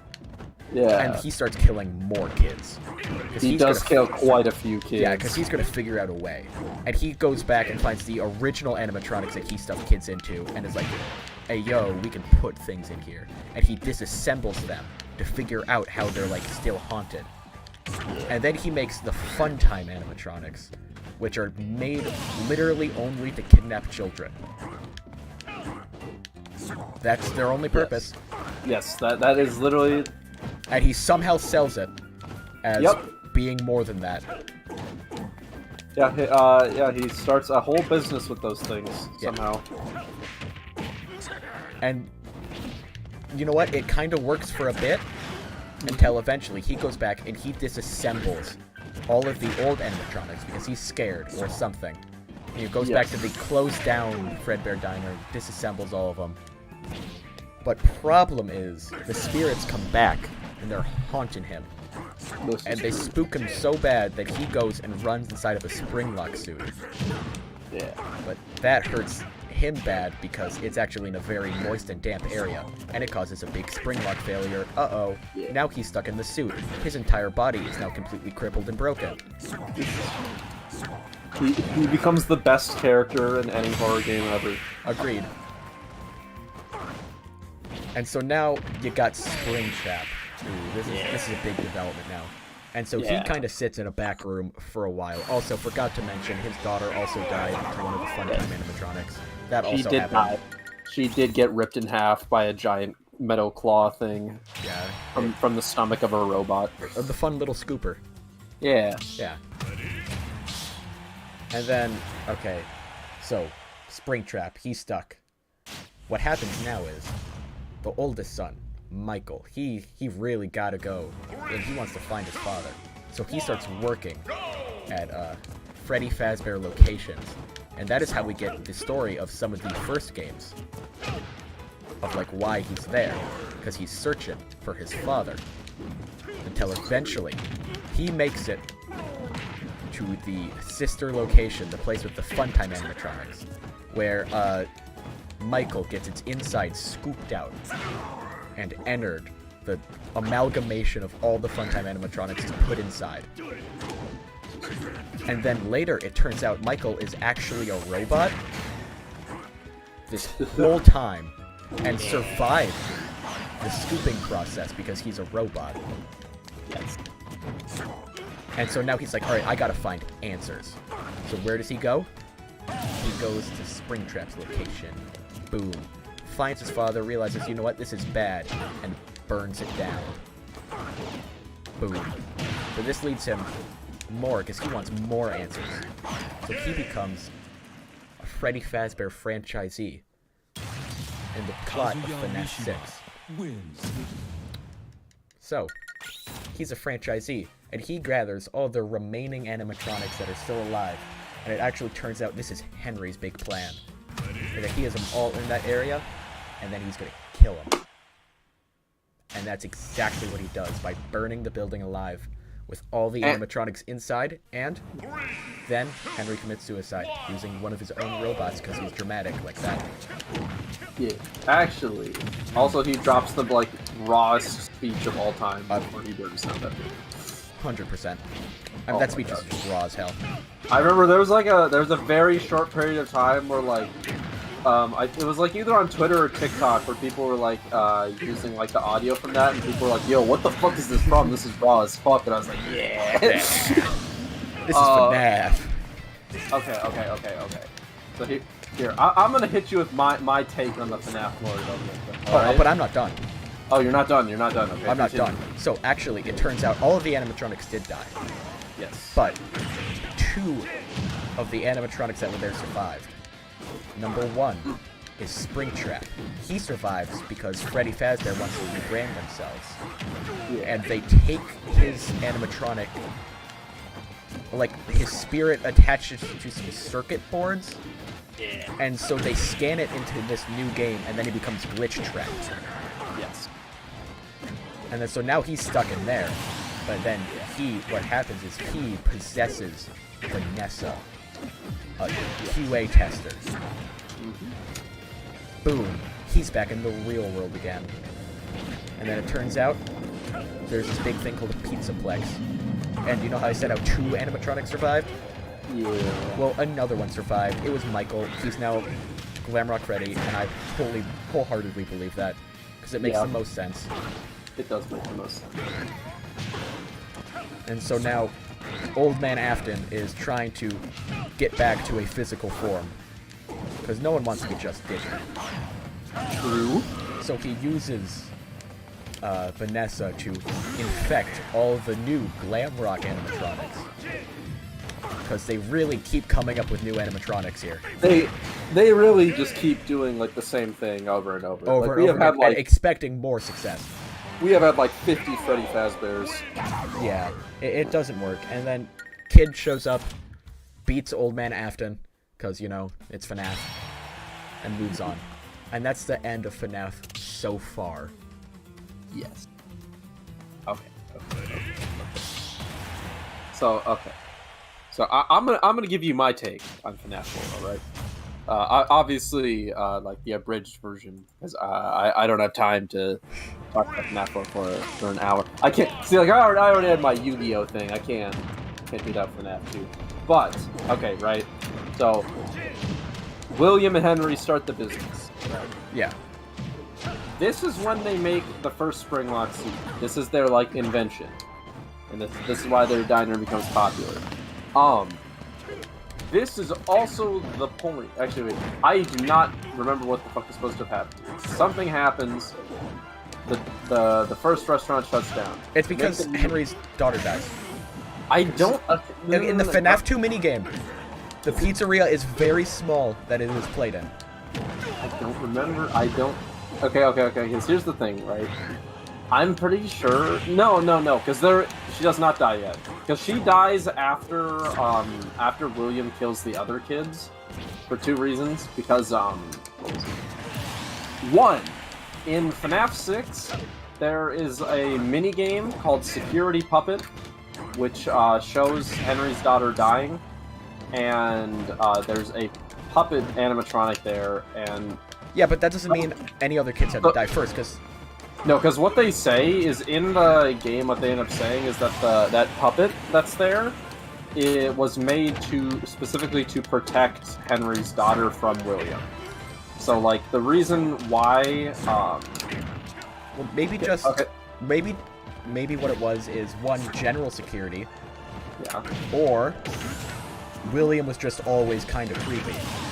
Maybe, but here's the other thing: is none of the other animatronics come to life until the puppet is there, because they specifically say the puppet is the one that gives life to them. Basically, it's most the gift-giving minigame. Yeah.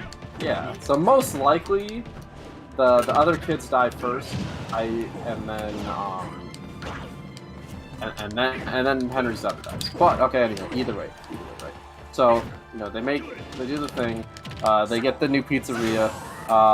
William's son dies. He kills a bunch of kids. He puts them in the robots. It's crazy. They shut down the restaurant. You know, Henry's like, this guy's kind of sus. Makes this puppet thing to protect his daughter.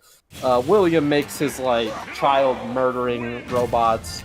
You know, they do their thing. They start the business with the Fun Time animatronics. On the first day of this business, after William's daughter messes with one of the animatronics and she dies, William gets big mad about this. He's like, I gotta do some more experimenting and shit. He goes back. He tries to take apart the old animatronics. He gets like the spirits attack him. He goes in the suit. He dies, or becomes Springtrap. Whatever. Michael's here. Michael does his thing. You know, he gets put in the enter. Blah blah blah blah blah. Basically the same thing. Yeah. Yeah. And then I'm trying to remember. I think there was something else I differed on. Yeah. Basically, yeah. I think that was mostly that's my take. That's my take. And then now 4 is like a flashback. or FNAF 6, something. They set the building on fire. Blah blah blah blah blah. Everybody dies. Oh yeah, no, I remember this is the other thing. So I think everybody does die. It's just that William's like soul is like stuck in hell with See, that did happen with Yeah. Ultimate Custom Night, but then he comes back, Yeah. and that's kind of that's why I didn't mention it, is because William just comes back. Yeah, I don't actually remember what the fucking logic was as to how, like... There isn't any. That's the thing. He just is there and is in computers now because... Because the thing is, they had the perfect ending. Yeah, ending, they and really should have ended it there. It does Yeah. not make any sense for them to keep trying to... Or if they want to keep doing FNAF, just make a new antagonist. It's Yeah, I not was that gonna hard. say, like, it would have been so much better to just not... Because that makes like- it the second big fire that he has survived. And if he's... He If survived, William like, Afton somehow 5. survives Security Breach, Yeah. it's 3 major fires that are supposed to have killed him that he has survived. I'm trying to think, because the FNAF 3 fire, was it just FNAF? Because yeah, it was FNAF 3, and FNAF then 3, FNAF 6, Security Breach, all are fires. Oh my god, what? I feel like at some point you just gotta call it quits. Like, at what point do you say, like, okay, clearly this doesn't work? Like, No, that's the thing. It's It's the only way to kill an animatronic is Yeah. to burn it. yeah. That but, is like, official FNAF lore. It's so funny, though, that they're like, yes, this is how you killed him, and then they keep trying to do this to William, and it just doesn't work. Like, He's just too angry to die. he's built different. We need to send this VOD to Matt Pat and just told him we figured it out. Oh my god, so he can make the Yu-Gi-Oh! FNAF crossover? Yes! Yeah. Oh my god. Actually, the 4th Egyptian god is called William Afton. Yo. God, I love Yu-Gi-Oh! And Yu-Gi-Oh! lore. I think one of the funniest things about Yu-Gi-Oh! Lore is the fact that, like, the Egyptian god cards are like, they are literally called the Egyptian god cards, and they're supposed to be big and important, and they don't matter to the lore at all. Or, like, barely. They're just kind of cards. Okay, do that you know exist. what the buttons are for electric when Godfish? Godfist? Yes, it is. It's like forward. Hold on, it's forward, down, down, forward, forward, and then. Oh, I didn't even grab there. I just tried to do it. Basically, like, do you know the, like, Hadoken input for Ryu and Ken? No. Okay, that's just a quarter circle forward. It's just like down and then roll the stick forward.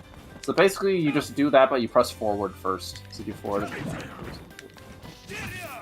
Yeah, but you gotta tap the button. If you hold it, you get. Yeah, that's it. No, that's not it. Yeah, there. That was it. Thank you, Robin, for forward, down, forward A. Oh, hold on. Is that the Robin's compass. Holy shit! Robin's compass is like the human being all time. You know?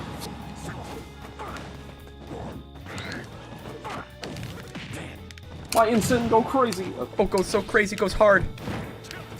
And Sin actually goes crazy, honestly. Yeah. Only my Insane though. My Insane is built different. Wait, forward, down, forward A. I'll do it quick.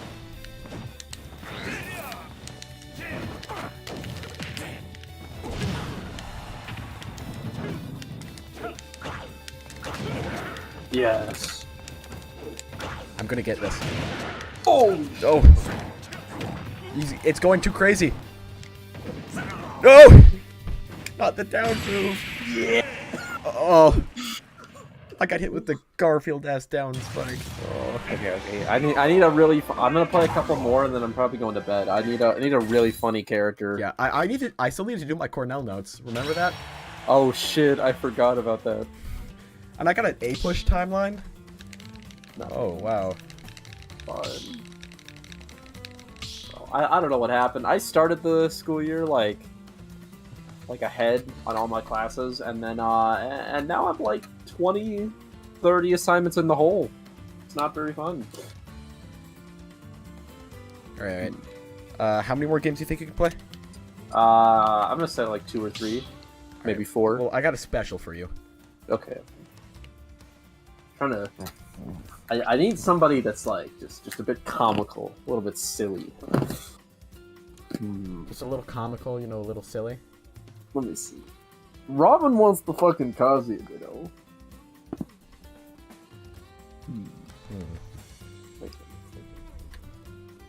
Who's the character that I just go like stupid with? Oh wait, fuck! I know.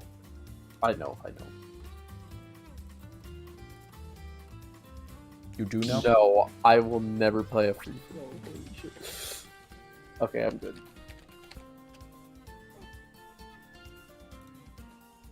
You would never play for free for all? I hate free for all. Ask Robin about this. I hate anything that has to do with casual Smash or anything casual. You don't even like Smash Balls. No, I don't like. I like Final Smash Meter. I'll give that up. I'll give that up. Oh. I hate items. Okay, how do you like Smash Meter more than Smash Ball? That makes no sense. Because Smash Meter is cool. It's like in fighting games. With the Smash Ball, you hit the it shows up, and then the entire game is just about hitting the Smash Ball. It's annoying. It's like sometimes my opponent just sucks, and then they still get it before me anyway, and they're bad, and they don't deserve it.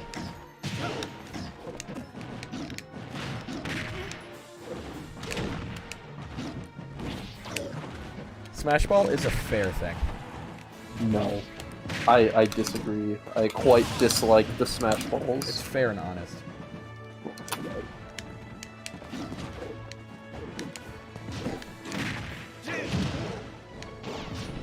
Oh, and sorry, Robin. I'm not gonna tell you why, Phantom. You'll figure it out. Oh no. Oh my god. Fucking... Smash Meter is not more fair, because Smash Ball is fun. That's the thing. I don't like Smash Ball. Okay, here's the thing that, like, differentiates... This is why I'm different from every other Smash player, right? Even when I was, like, a casual, and, like, I had never played this game, really, like, in Smash for the 3DS, I still always hated free-for-alls and items. Like, when I was a little kid, I just played 1v1s on only Battlefield against CPUs. I literally fucking no items, Fox only, Final Destination. That was my idea of fun. Based. Oh god. Do you know if you can edit arena settings while you're in the arena? No, you have to make a new arena. I absolutely refuse to play a free-for-all, though. I am not letting this happen. How would you feel about a sub? What, like we're getting Robin's Compass in here? I gave them the code to get in and told them to join because they asked about it. Bro. And there's a 2-person limit. Imagine. I think that's a skill issue on their part, and they have to hold that L. Yeah. Honestly, like losing to your Cloud, it's just a pure skill issue.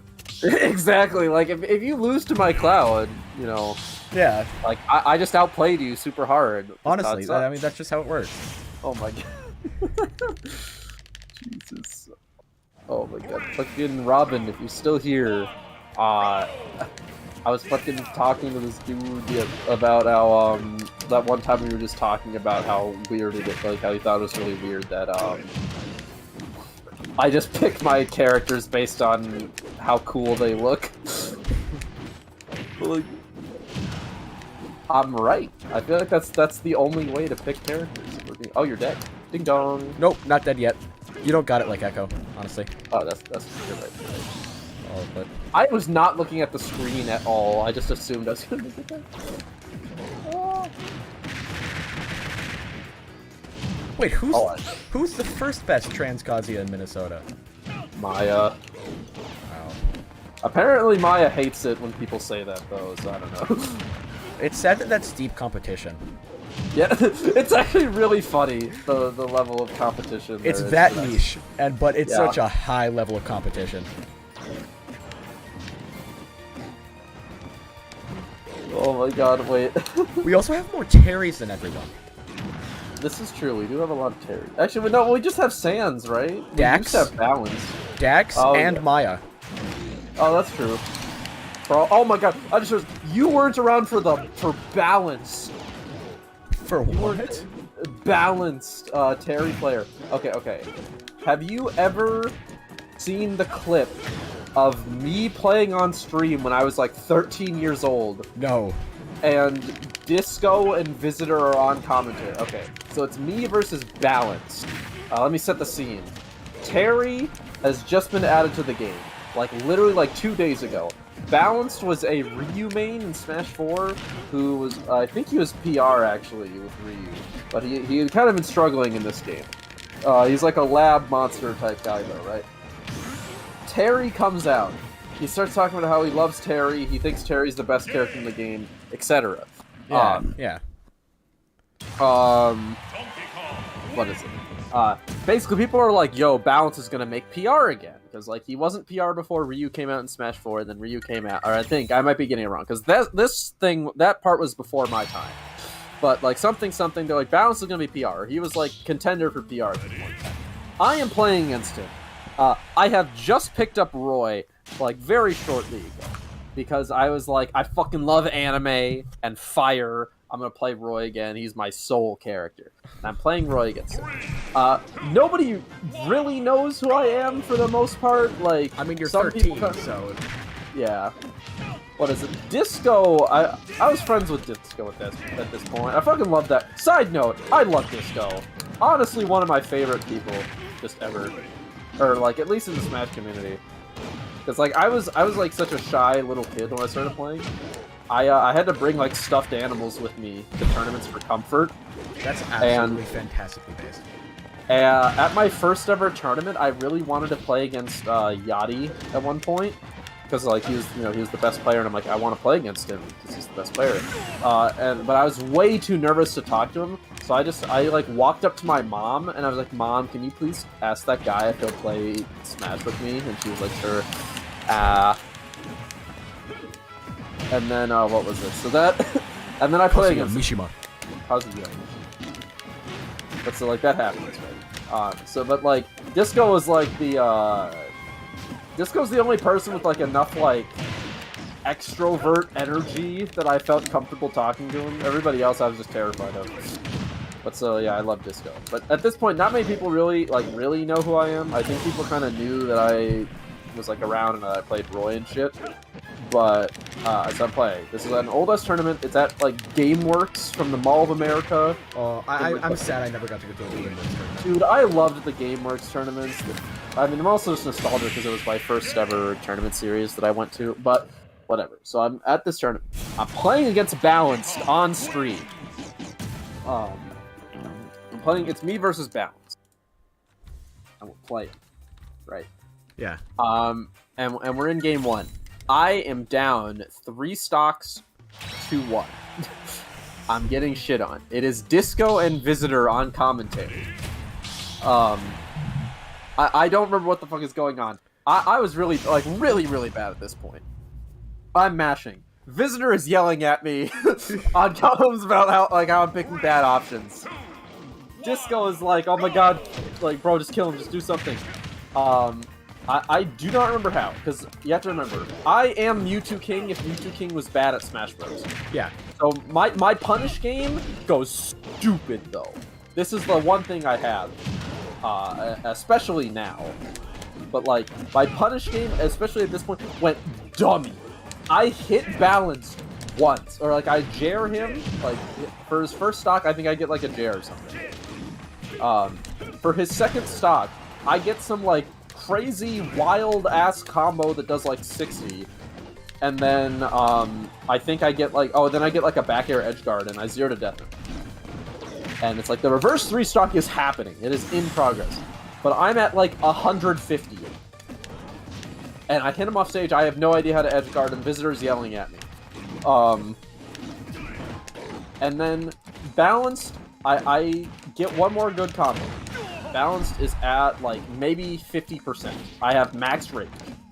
I force him into the right corner on Smash Flip. He is right over here. He shields, I down tilt and he shields it. I jab, and he blocks the jab too. And then in my brain, I go, I think to myself, he knows that his shield breaks in the next hit. I'm gonna read a roll, and I dash back, like, immediately after the dash back, hard-ass roll read, fully charged S-Smash, I kill him at 50, and Disco starts screaming, "The Phantom! The Phantom! The Phantom!" And that became a crucial part of MN lore, or, like, that was, like, a thing, where people still yell this at me now, especially, like, Sean BGM, every time I see Sean, he just goes, "The Phantom!" Disco does it. I need something like that. Yeah, dude, I'm so happy that I have that now. It makes me feel special. No, the air dog's there. Yeah, the Phantom. So that I love that clip. Hold on. I think I might actually still have it saved in my computer. Oh, send me that. Robin, are you going to the Arcadian? This is very important. Also, you better be going to the Arcadian. Oh my god, I look so young. Wait, what is this? I feel bad I didn't get into Smash earlier. Because I, like, started kind of trying to do competitive Smash when I was 14, and then I stopped. What the fuck? That's great. Yeah, like, I was doing online tournaments. Not, like, actual tournaments, like the Nintendo tournaments that you go to tourneys in. No. But I would only do it when it was, like, 1v1, no items. Nice. Oh, you're not going? Oh. Okay, hold on. That's sad. I don't know if Discord's gonna let me send it. That might be too big of a file. I'm gonna screen share. Oh, you could just send it to me on Twitter. Twitter allows way bigger files. I know this because I edited a video for Student X because he wanted me to edit a video of just a loop of him microwaving a stuffed animal with Kirby music behind it. What the fuck? So I'll send that to you as well. And so I did. And he loved it. Let me yeah. Oh yeah, Robin, I go to Advantage State like literally every single week. I will be 100% down to learn Kazuya from you there. I just can't do it tonight because I have homework. No, do not trust them. No, they will teach me Kazuya. I do not care. Don't trust them with anything ever. Why? They cannot be trusted. Why? Trust me. Trust me, I know. Trust me, bro. Trust me, bro. That is not a human being. That's a fucking monster in disguise. But they gave me the inputs for Electric Wind Godfist. This is true, but I don't know. I don't know. I don't know if they're trustworthy. You're kind of putting your life into the hands of fate there. Yeah, but I can learn more. This is... You're making a fucking Faustian bargain right now. Oh my god. Okay. I think I found the clip. Wait. Also, it's in like 180p or like 140p. Okay. I am sending it. Wait. You send me that, I will send you the Student X microwave video. Okay.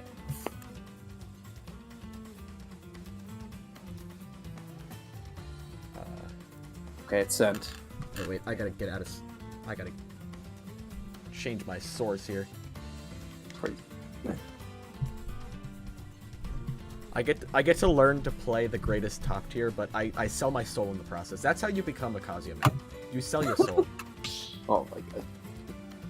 Oh wait, where is it? Bruh. Hold up, I'm going Kazuya. Kazuya go crazy. I gotta find this. Where is it? Wait, is this it? No, okay, that's just the raw footage of the microwave. That is not the edit I made. I don't know why this is so funny to me. Where is this? I can find Not it. the stuffed animal in the microwave, dude. Wait, is it VE Project 2? Is this it? No, it's having me load it on Filmora, and I'm just trying to get the video file, goddammit. Bruh.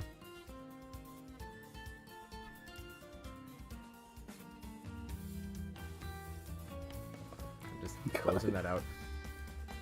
Province Compass in chat just said God wasn't fond of me God wasn't fond of me as is to play Kazuya has only upside.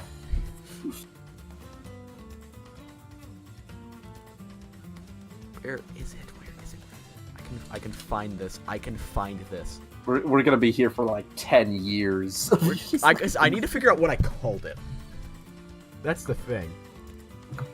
No.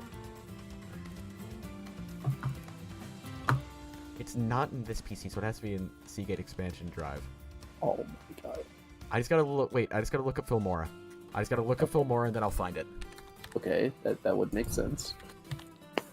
Oh my god, also when you gotta review my origin story clip on stream here at some point.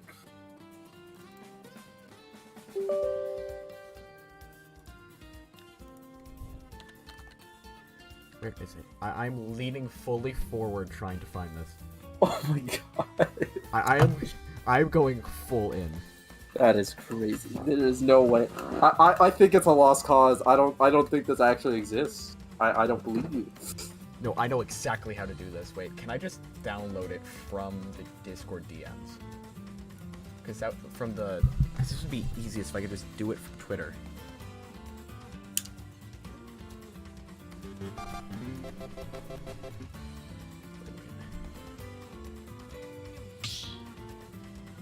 Oh, wait. Okay, I found a workaround. All right. Wait, it's just gonna see. All right, you're gonna get an inside look at my DMs. All right. So, monitor 1. Oh wait, that's not good. Here, we can get it there. All right. Are you on my stream? Yes. This is the video. Okay, hold on. I believe stream is like a second or two behind. I do not see anything at this. Oh wait, there we go. I see it. You'll see it. Yes. I can see it now. This is my greatest editing achievement. Yeah. That's my greatest moment. All right, now let's watch yours. He's learning. Oh, he can't hear us because he has headphones. Oh, okay. He should have been dead. Oh, mine go crazy. Beautiful. Okay. Oh my god. That down tilt. Oh my god. Okay, we gotta watch that again. Yeah? Tell me this isn't the greatest clip of all time. He can't hear us because he has headphones. This is my fucking origin story, dude. Oh, what a moment! What a moment! That's actually that's a fantastic clip, in all honesty. Yeah. If only it wasn't like pixels. If only it literally wasn't just pixels. Bro, see that exact moment started the trend of me almost beating like PR-ish level players and then just somehow choking it. Yeah, like you almost had it against Love. Can we talk about how like okay, I don't think you were around for this. I took Thor game 3 last hit last stock once. And then I got down and threw Lilac Cruise and died. Like, oh, there was also the time I was playing against Hunter, and I was about to win game 1, and then I dropped Jer, and he lived and got Arsene and killed me. Oh no! All right, I think like, this is the last game, right? Yeah, probably. Right. Oh, the Kazuya matchup. If this game goes terribly, I'll play one more. Yeah. Okay, this is exactly what Robin's Compass has been asking for. Kazuya did it. Dude, I can't wait to have him critique my Kazuya gameplay.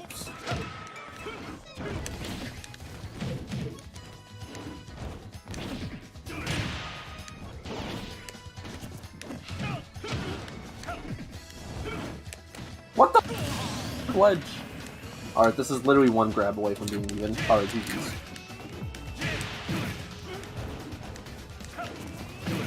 How do you do Electric Wind Godfist so fast? Because I do the input test. Plus L, plus ratio, plus ability.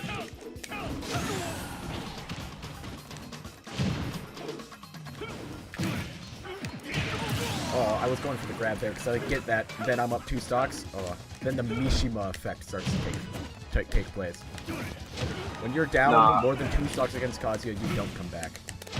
Nah, not when I'm playing Kazuya against another Kazuya. My Kazuya's different. Actually, no. I'm different. I reverse 3-stock Kazuyas all the time. Phantom's just different. No, I'm actually convinced, though, I'm the Kazuya Slayer. Like, if this game ever becomes... Like, if Kazuya ever gets super broken, and it's, like, top 8 of every major is 8 Kazuya, or 7 Kazuyas, I'll be winning the major playing Roy. You'll be like the Buzz photo where it's all Bayonetas and then the one Buzz. Yes, I am the Kazuya Slayer. And it's all because I got really mad about losing to Robin's Compass and Friendlies. No, I tried to fucking electric! No! What? Gotta do the input one! Yeah! No! Okay, come on.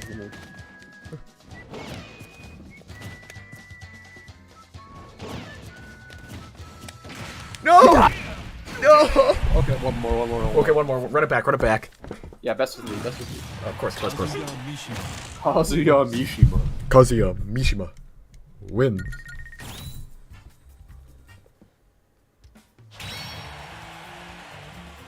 Please give me FD. Give me hype. Kazuya Mishima. Okay, so Robin tweeted like 18 minutes ago, Robin's compass is the human ever at Tate Mac. Yes. That is a quote from me. The human being all time. Tell me I'm wrong. God damn it, you were dead. You can't keep me down. Hello? Please die. Oh no. I tried to get too fancy with it.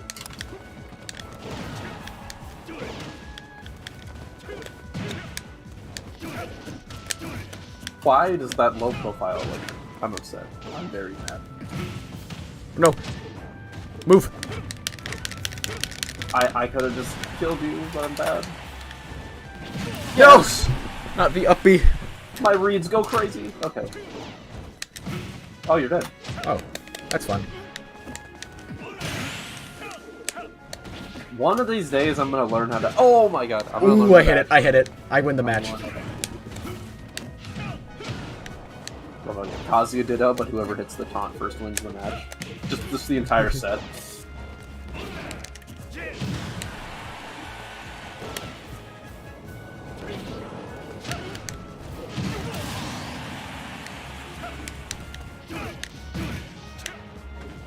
I wanted to combo with you.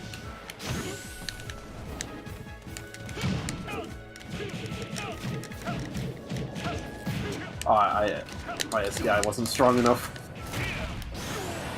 No! I had the comeback mechanic. I spot dodged. Why did it hit me? Because Mishima goes crazy. Tilt. Roll up tilt. God damn it.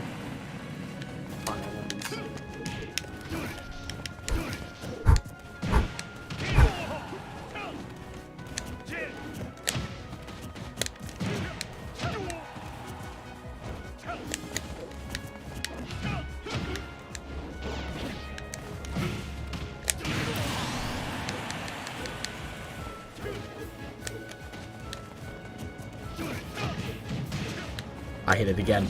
That's crazy. You are the best Kazuya. Yo! Oh! Oh, game time! Oh my god, okay. I swear, if I hit that shit in lag, I'm actually best Kazuya in the world.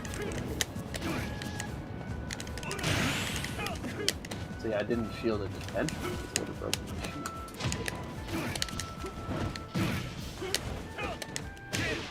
shield. No!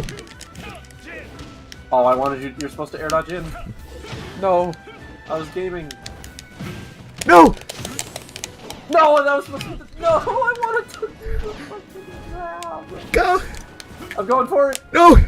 Ah! Ah! God damn it, no! Yes! Yes! Okay, game three. Game three. Kazuya Mishima. Kazuya Mishima. Oh. I am stressed. I win these from here. It's fine. Game 3 situation. What map are we going to? It better be FD. If it's not FD, if it's not FD, I'm fucking changing stage to FD. PS2. I actually, I'm okay with this. I'm okay with this. Okay, GG. That was not electric.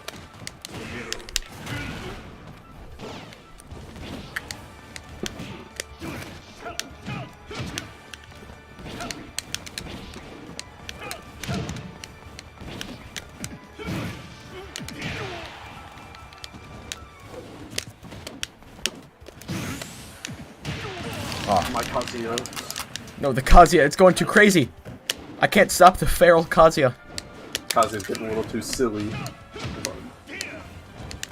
The schmicks! He was not ready. God damn it, that hit you died.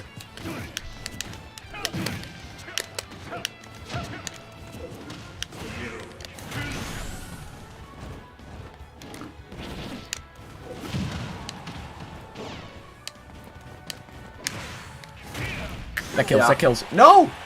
You gotta do the input one. I don't know how to do the input one. This is unfair. Yeah. You know what that sounds like to me? It sounds like a skill issue. Holy shit. You are stealing from the hardworking American class. You're right. You are My stealing bad. from hardworking big business. Big farmer. Roll. Roll, please, for me. Just the once. Can I please hit it? Please! It would have been so hype. It would have been so hype.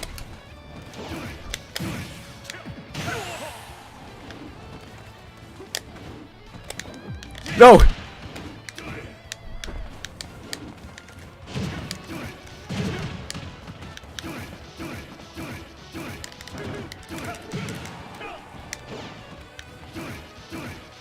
Approach me, bro. Approach me, bro. No! How could I get in on that unstoppable offense? Oh, that was not electric. Hold on. Oh, I know what I have to do. I know what I must. Are you gonna do the callback? Oh my god. Okay. Oh. Let me not. Let me stop losing real quick. Nope. I need you to keep losing for a while.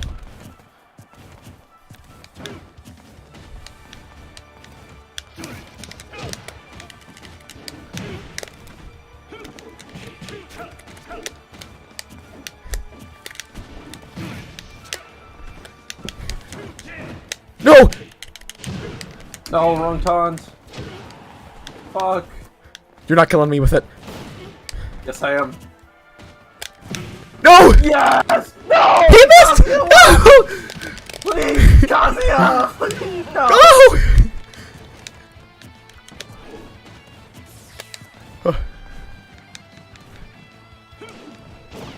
No, not again. Not again. Stay back! Oh, no, okay. I have to. I have to.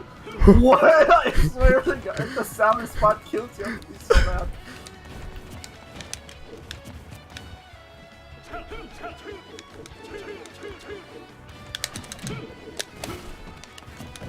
No! No. Die, please! Uh, No! No! I wanted the taunt. No. No! I just got a text from my dad asking if I'm okay. Oh my God. Just be like, no. Kazuya Mishu. Just respond Kazuya Mishu. I'm sending him a photo of the scoreboard. Oh my God. Fucking Robin said this is like watching babies fight with knives. Fuck you, man. Fight my Kazuya. What a way! Go crazy. What a way to end stream. Yeah. I'm so mad I didn't get the taunt. Oh, you were really trying for it. Okay, look, if I knew to do the FERPS tech, if I could land on the platform, it was over, okay? Yeah. Oh, it is 10. It's past my bed. Oh, alright. Bye.